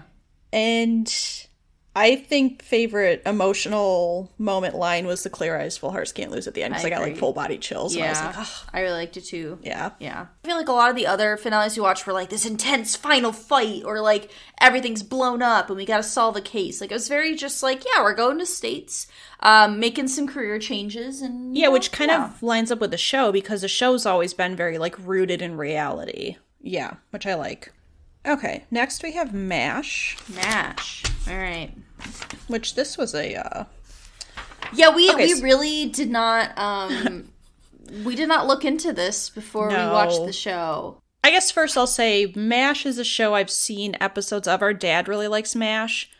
Sometimes, he'll have episodes on, I'll sit and watch episodes. I'm familiar with the show. I know the concept. I know some of the characters, but I don't really know a lot of the stories. I've just seen episodes here and there. I am exactly the same, where I am familiar with MASH. I know, some of the characters. I don't really know, like, overarching story beats or anything, but I know the concept. I've seen enough episodes here and there that I know enough about the show, and I could, like, loosely follow things. Right.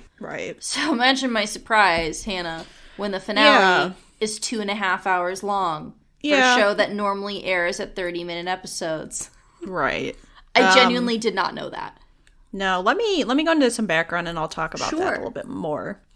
So the show started in 1972. It went till 1983. It was 11 seasons and 256 episodes. Overall, it had an 8.4 out of 10 on IMDb. It was developed by Larry Gilbert. It was an original spin-off series adapted from the 1970 feature film of the same title, MASH. The show changed writers, and a lot of the show production directors changed over about halfway through the show. And at that point, it's kind of when people said that the show started to like lose a bit of its like spark that it had in the first couple seasons. And actually, the show originally struggled in the first season, was on the brink of being canceled, but then season 2 got a better time slot, and the show really picked up in viewership. Just an interesting note, as the series was wrapping up, a brush fire destroyed most of the outdoor set, which they actually wrote into the finale episode with having like a fire so they could show why like the set was like charred. So this show was nominated for more than 100 Emmy Awards, ended up winning 14 of those, and also numerous other awards it was nominated for, won. It's considered very highly to be one of the best TV shows of all time by multiple outlets, multiple lists, and this finale is considered to be one of the best finales of all time, also one of the most watched finale of all time. Yeah, isn't it the most watched finale of all time? I have some notes on that. Technically, this, considered a movie, it's 2.5 hours long, was not the last thing filmed. They had an episode that was like considered the end episode, but this is like the wrapping up of all the stories. Yeah, right. Okay. So one thing I thought was interesting is that the producers, when they made this show, they did not want like a laugh track. They didn't want to use one, and then it was like they were kind of forced to use one, but they said their one thing was like, we under no circumstances will use a laugh track in any of the OR operating scenes because it's like very offensive, and like this was based off like the Korean War, and like they had a lot of input from actual doctors, surgeons in the military and all that. So that was like their one thing, like we'll never use this in there. I'm pretty sure sorry to interrupt you, but I'm pretty sure Alan Alda, one of the main actors, was in the Korean War. Like was actually I think I saw that, and like they had a lot of like crew who did as well. They had a lot of crew and like people on the set who had like had been in it, so they could get it as realistic as possible. Yeah. So this finale, titled Goodbye, Farewell, and Amen, it's 2.5 hours long. It was the most watched television broadcast in American history from 1983 to 2010 until 2011 when the Super Bowl that year became the more watched. Still remains the most watched finale of any television series in history with 121.6 million viewers. Which, like, if you're comparing to these shows, the ones we're talking about, where it's like 5 million, you know. Right. That's insane. Insane. Yeah.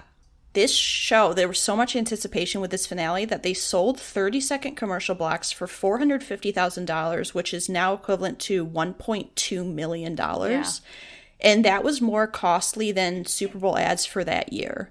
So they were selling more costly TV ads for that than the Super Bowl that year. Which is crazy. Which the Super Bowl in America is considered like the most watched event of the year. So yeah, it's still the most watched finale of all time and still the most watched scripted series episode of all time. And honestly, it probably will never, that'll probably never change. Especially with streaming and a lot of people don't watch live TV, I can't see that changing. Because especially like the amount of channels there were very small.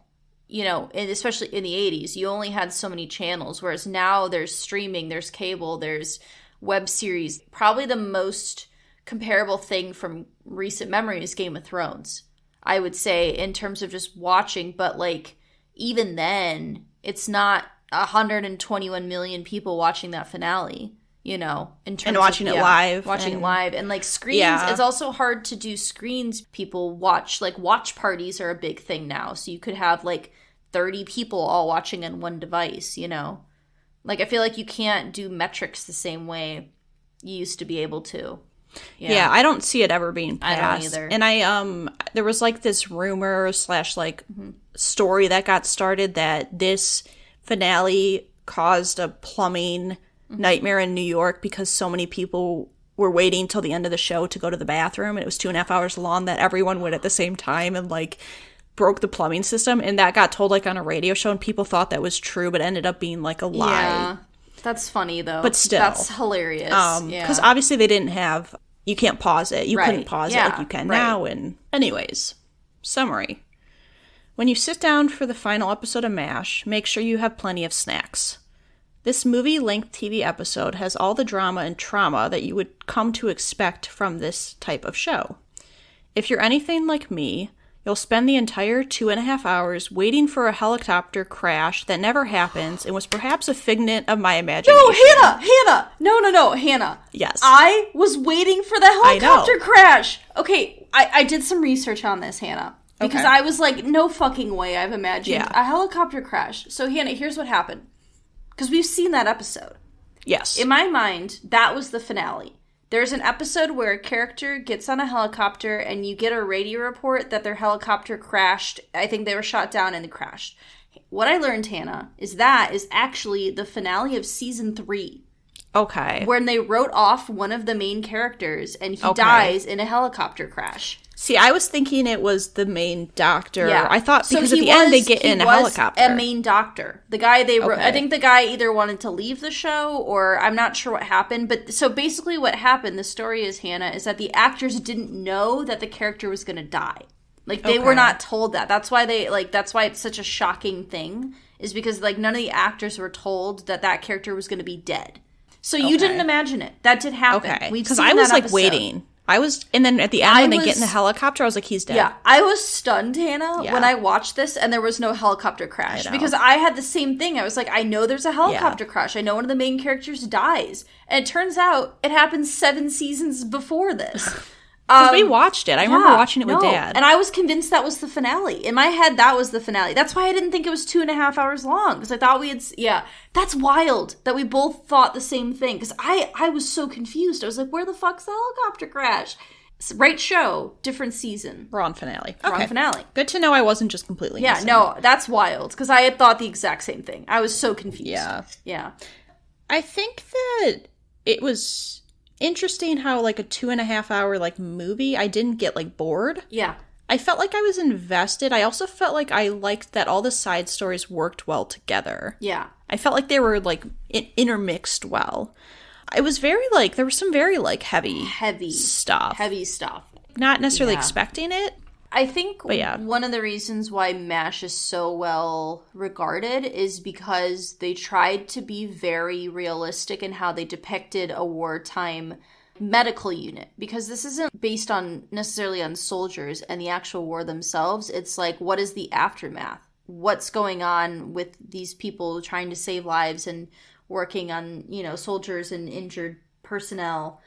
I think it's well liked because they tried to be not super political, but I think they have a pretty clear stance on, like, what are the horrors of war? Like, what are the difficult things? What are the good and the bad? Like, very realistic. And so I think, especially in watching this finale, you've got your main, like, arguably the main character is, like, having a mental breakdown over, like, a woman, like, suffocating her child.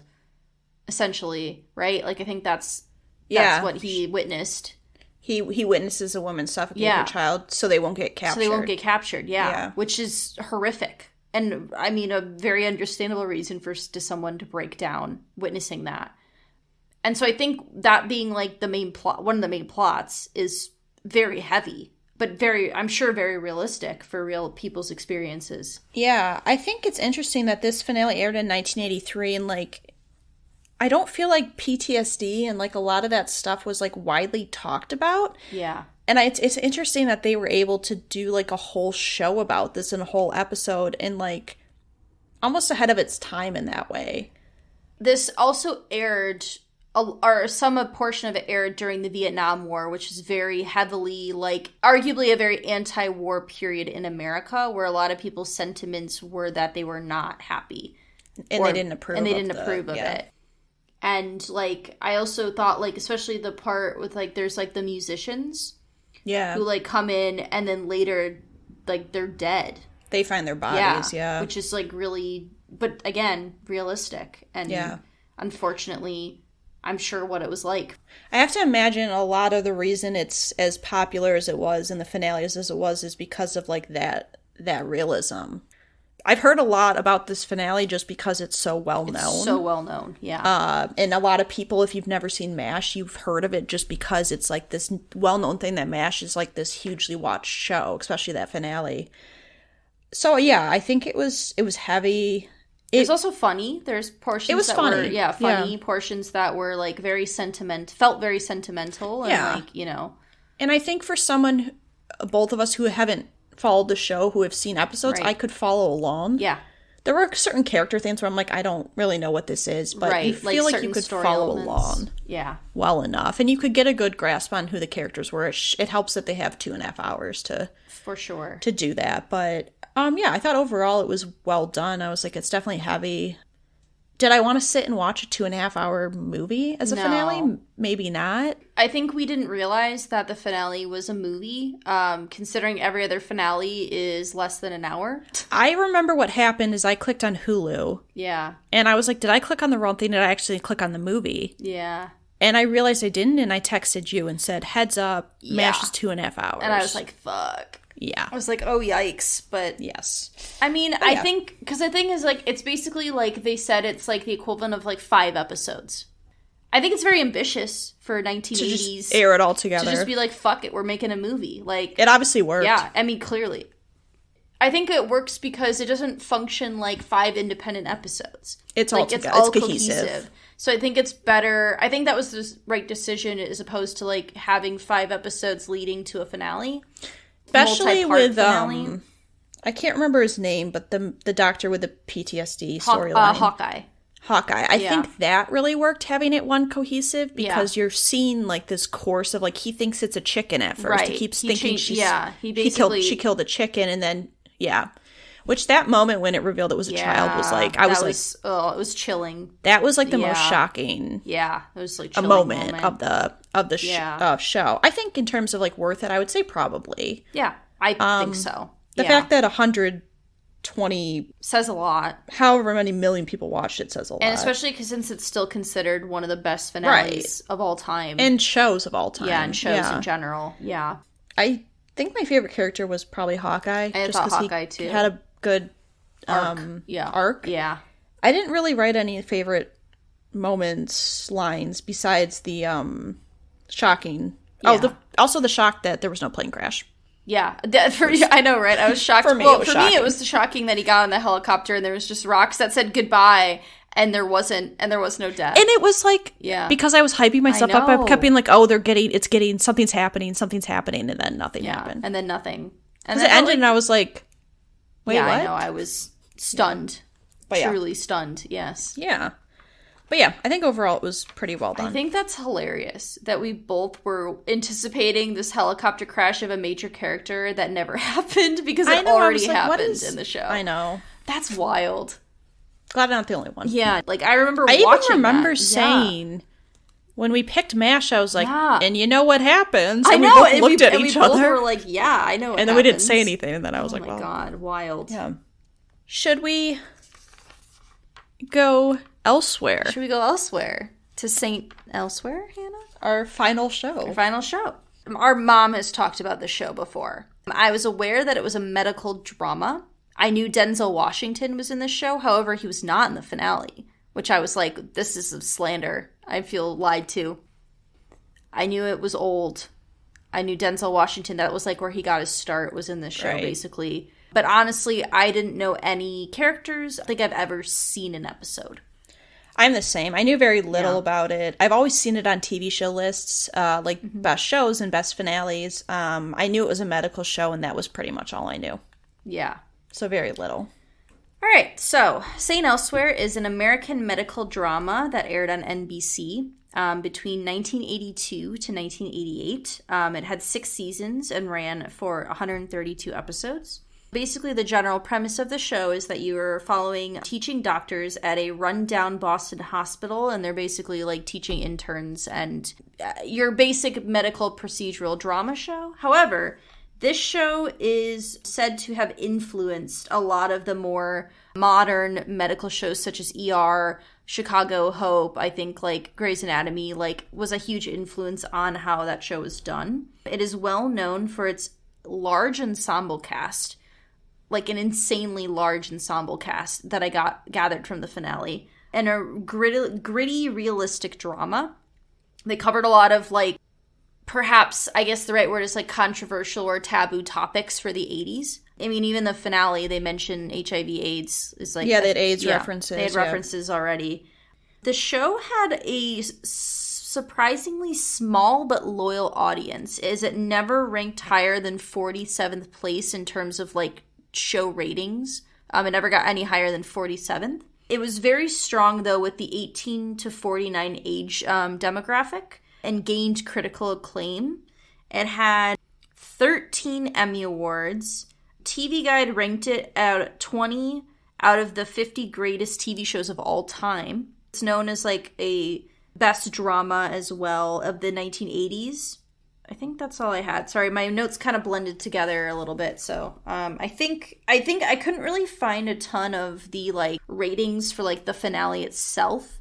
I think it was watched, but it wasn't like a ton again because it had a relatively small audience for its run. I think it almost got canceled in its first season before it found its footing.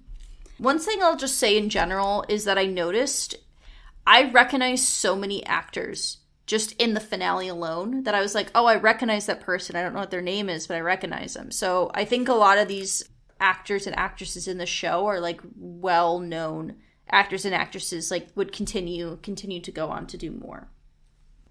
My summary. I got a little smudged, so I'm going to do my best to read it.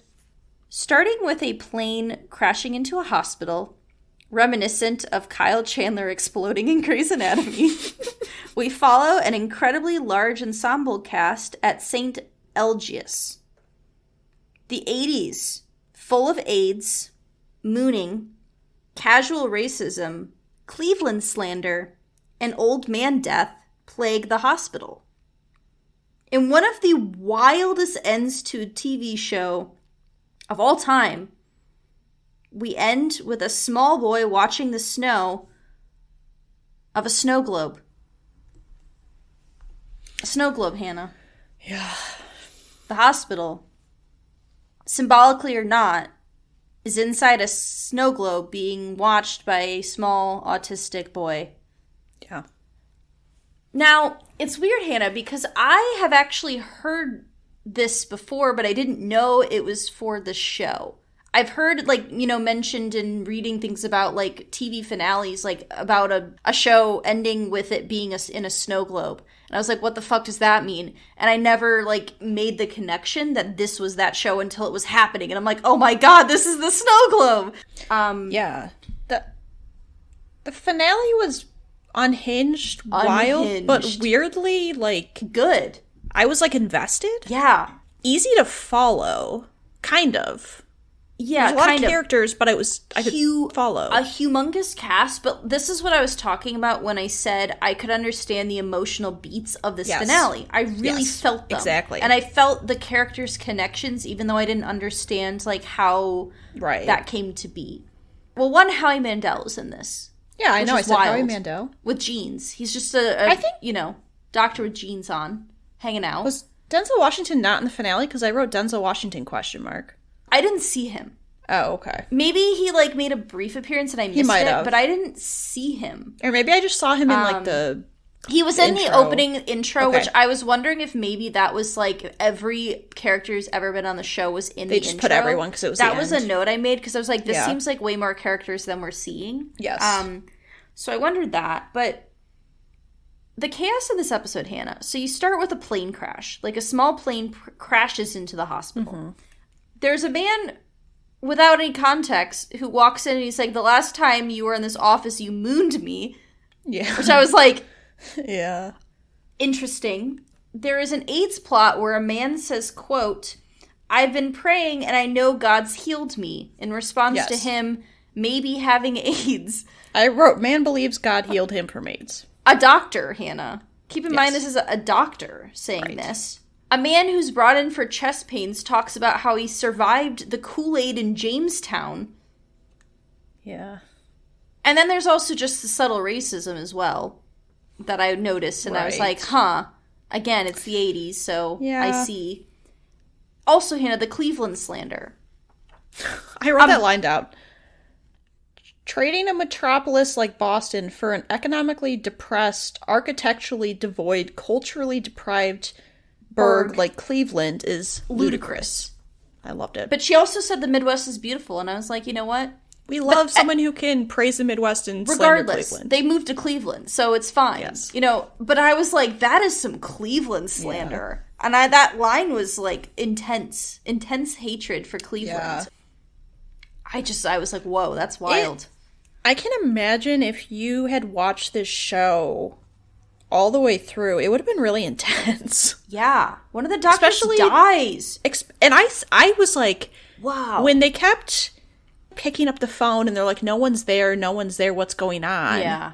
And then I was like, oh shit, the man is dead. That was shocking. Yeah, that was shocking to me. When I saw him walk in and I saw like a hand on the desk, I was like, no, he's dead. And I don't even know this man. It was intense. It was very intense at times. And very heartfelt. Everything felt kind of wrapped up. Yeah. But I don't know because I don't know the storylines. But this one emotional moment that got me, Hannah, it was Howie Mandel and this other guy. I think we're both residents and both were done, so they're going to different locations. And there's these two other women who I'm not sure if they're nurses or maybe doctors, unclear. But they like have a heartfelt, teary hug goodbye, and it was really emotional. And I was like, I don't even know who the fuck these people are. And I'm like, wow, if I knew the characters, I probably would have been. I probably would have cried. I imagine, you know.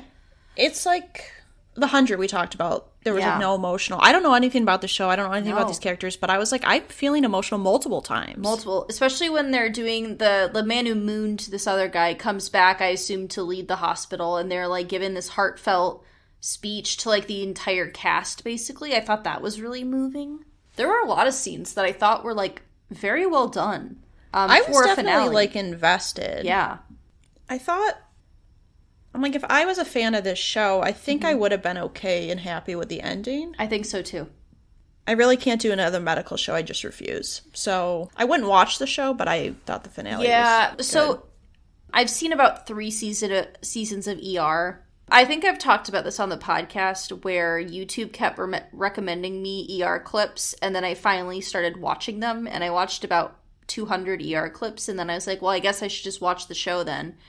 And as I do with most shows, I got about binge watched maybe 3 seasons, and then I got sick of it, and then I just never picked it up again. But it's a big investment, like a medical show. For sure. Because it's very much a drama. I mean, even Scrubs, which I have seen all of Scrubs, while it's framed as a medical comedy, it's still dramatic. There's still a lot of medical... People are dying, and... Yeah, so I don't think I could watch this show. No, I especially agree. because it's like... You can tell it's aged. And certainly some things are not like for the modern audience. Yeah. It's like if I'm gonna watch that type of show, I'm gonna watch Grey's Anatomy, or I'm gonna watch something current. Yeah, there is I was reading some things on Wikipedia just because after I saw the snow globe thing, I just kind of like was looking at a few things, and I know that there are some episodes that are like regarded as like the best episodes of all time. And there's one specifically they mentioned where they like go through the history of the hospital. Oh, okay.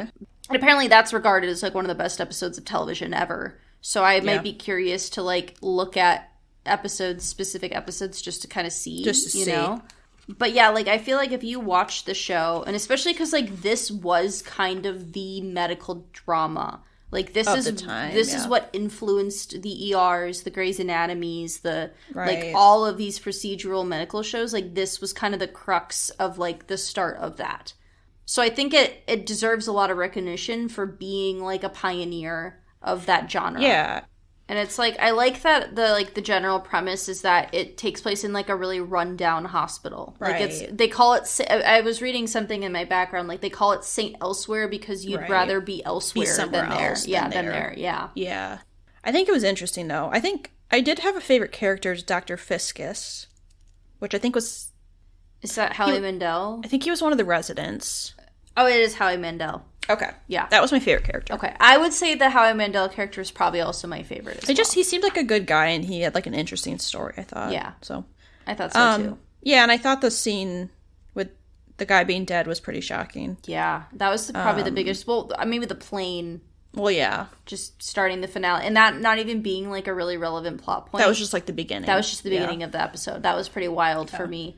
And like you said, favorite scene was the one with the doctors and the nurses or whoever they were in the room, because I did get emotional. I did really like that, yeah. Yeah. I thought overall that was like well done. Yeah, I thought it was a well done finale. Yeah. Yeah. Okay. In terms of ranking the top 4 now. Yes. I put number 4 actually as Saint Elsewhere. I thought, while it was interesting enough, I did think it was a little dramatic. I was like, this is a lot.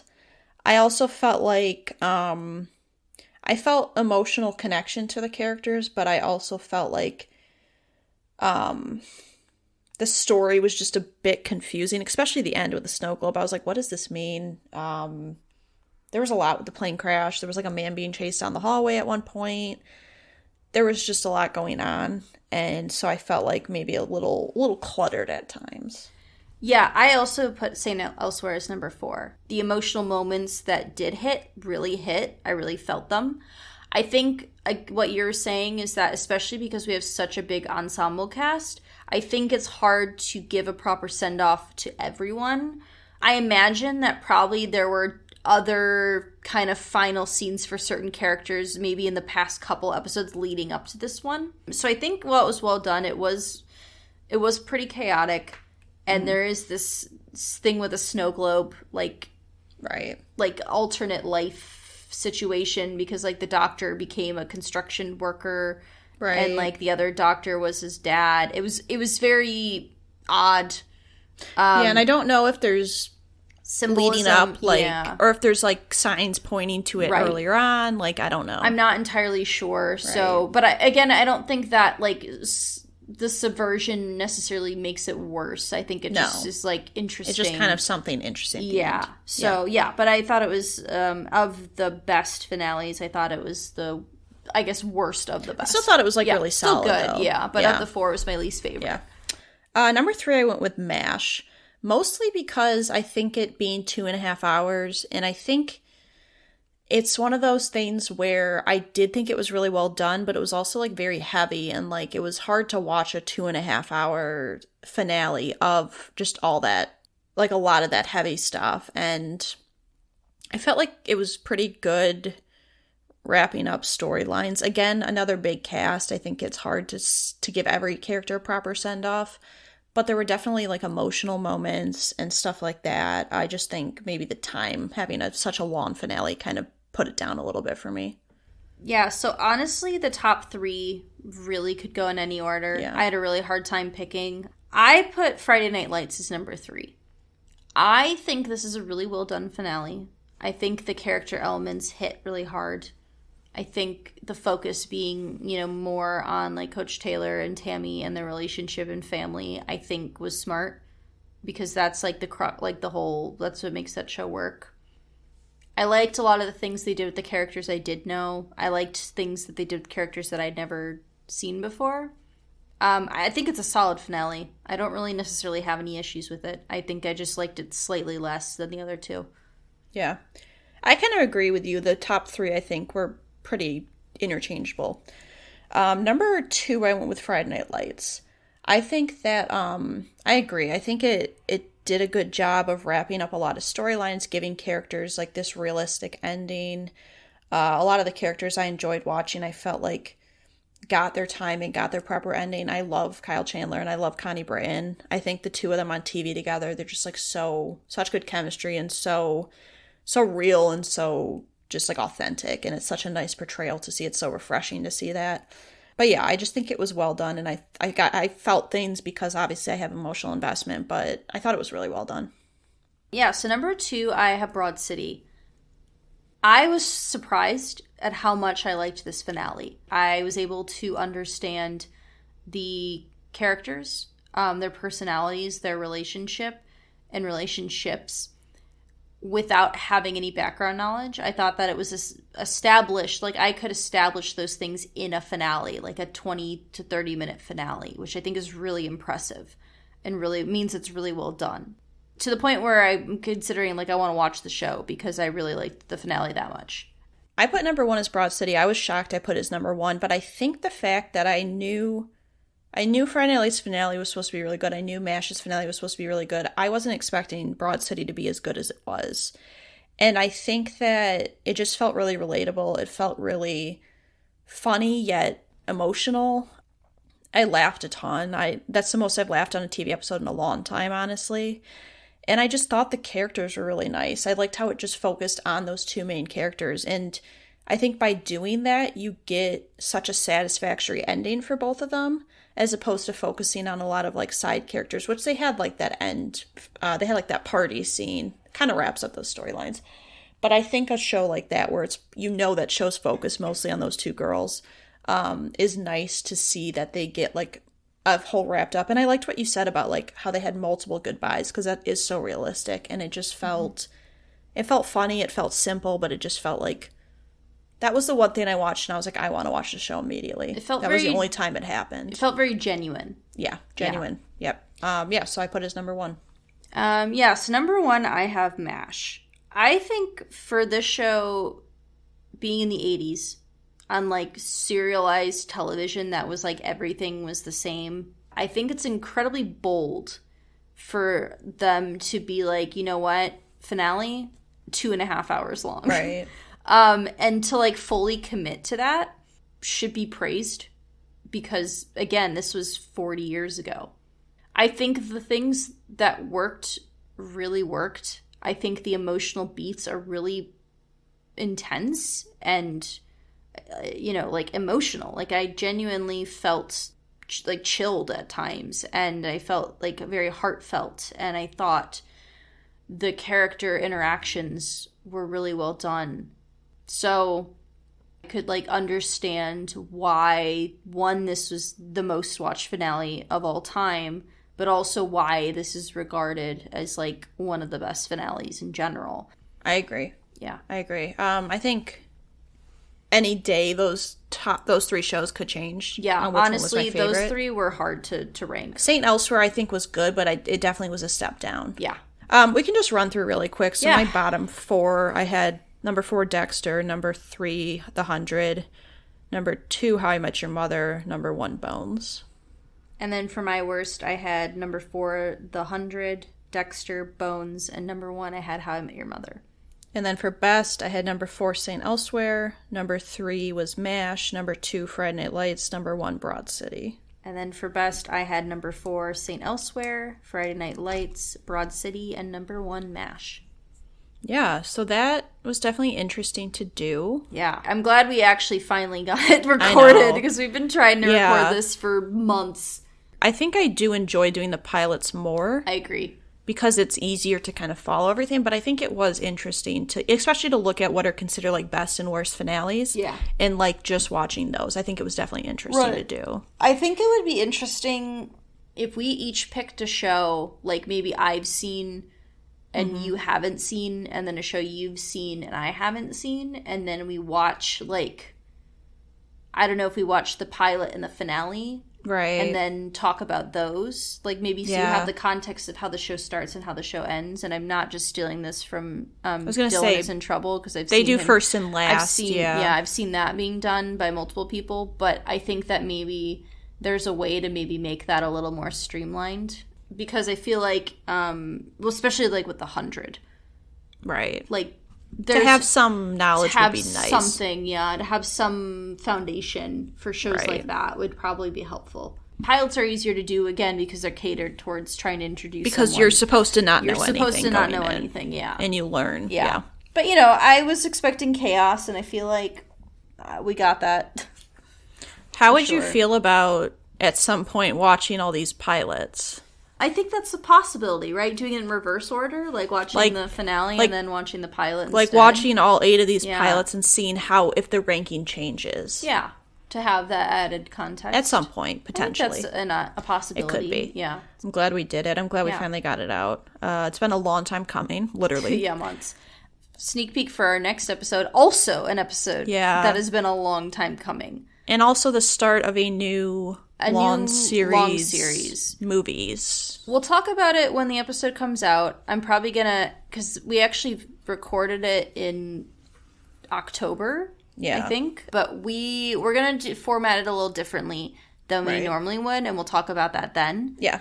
But you can follow us on social media. Our R3podcasts at gmail.com is our email. We're on Instagram. We're on Twitter for now still. We'll see if Twitter implodes at some point, maybe. Yeah. We'll probably make a letterbox. So if you have letterbox, I'll probably work on that at some point in the near future. If you have any thoughts, if you hated this format, if you liked it, if you have any thoughts on what you'd like to see us do in this, like, pilots, finales, television show format. Context, we enjoy doing stuff like this, maybe not 8, especially because we're at almost 3 hours recording time. Right. Yeah. Or if you have any ideas for the rest of the year, because we do have some openings. We have stuff planned, but we have some availability. We always have room for random thoughts that pop in. We save space for that. We like to cater to the crowd. Yeah, or suggestions people have. Yes. So, bye. Bye. We would like to thank Joseph McDade for our intro music. He provides free music available for all kinds of creative use. The song that we used is called Sunrise Expedition, and you can find it and his other music on his website, josephmcdade.com. If you would like to reach us, you can email us at r3podcasts@gmail.com. That's R, the number 3, podcasts@gmail.com. Or you can find us on Instagram by searching Research Rank Repeat. Or foods. Yeah, I don't know. Maybe I wrote it down wrong. Oh, okay.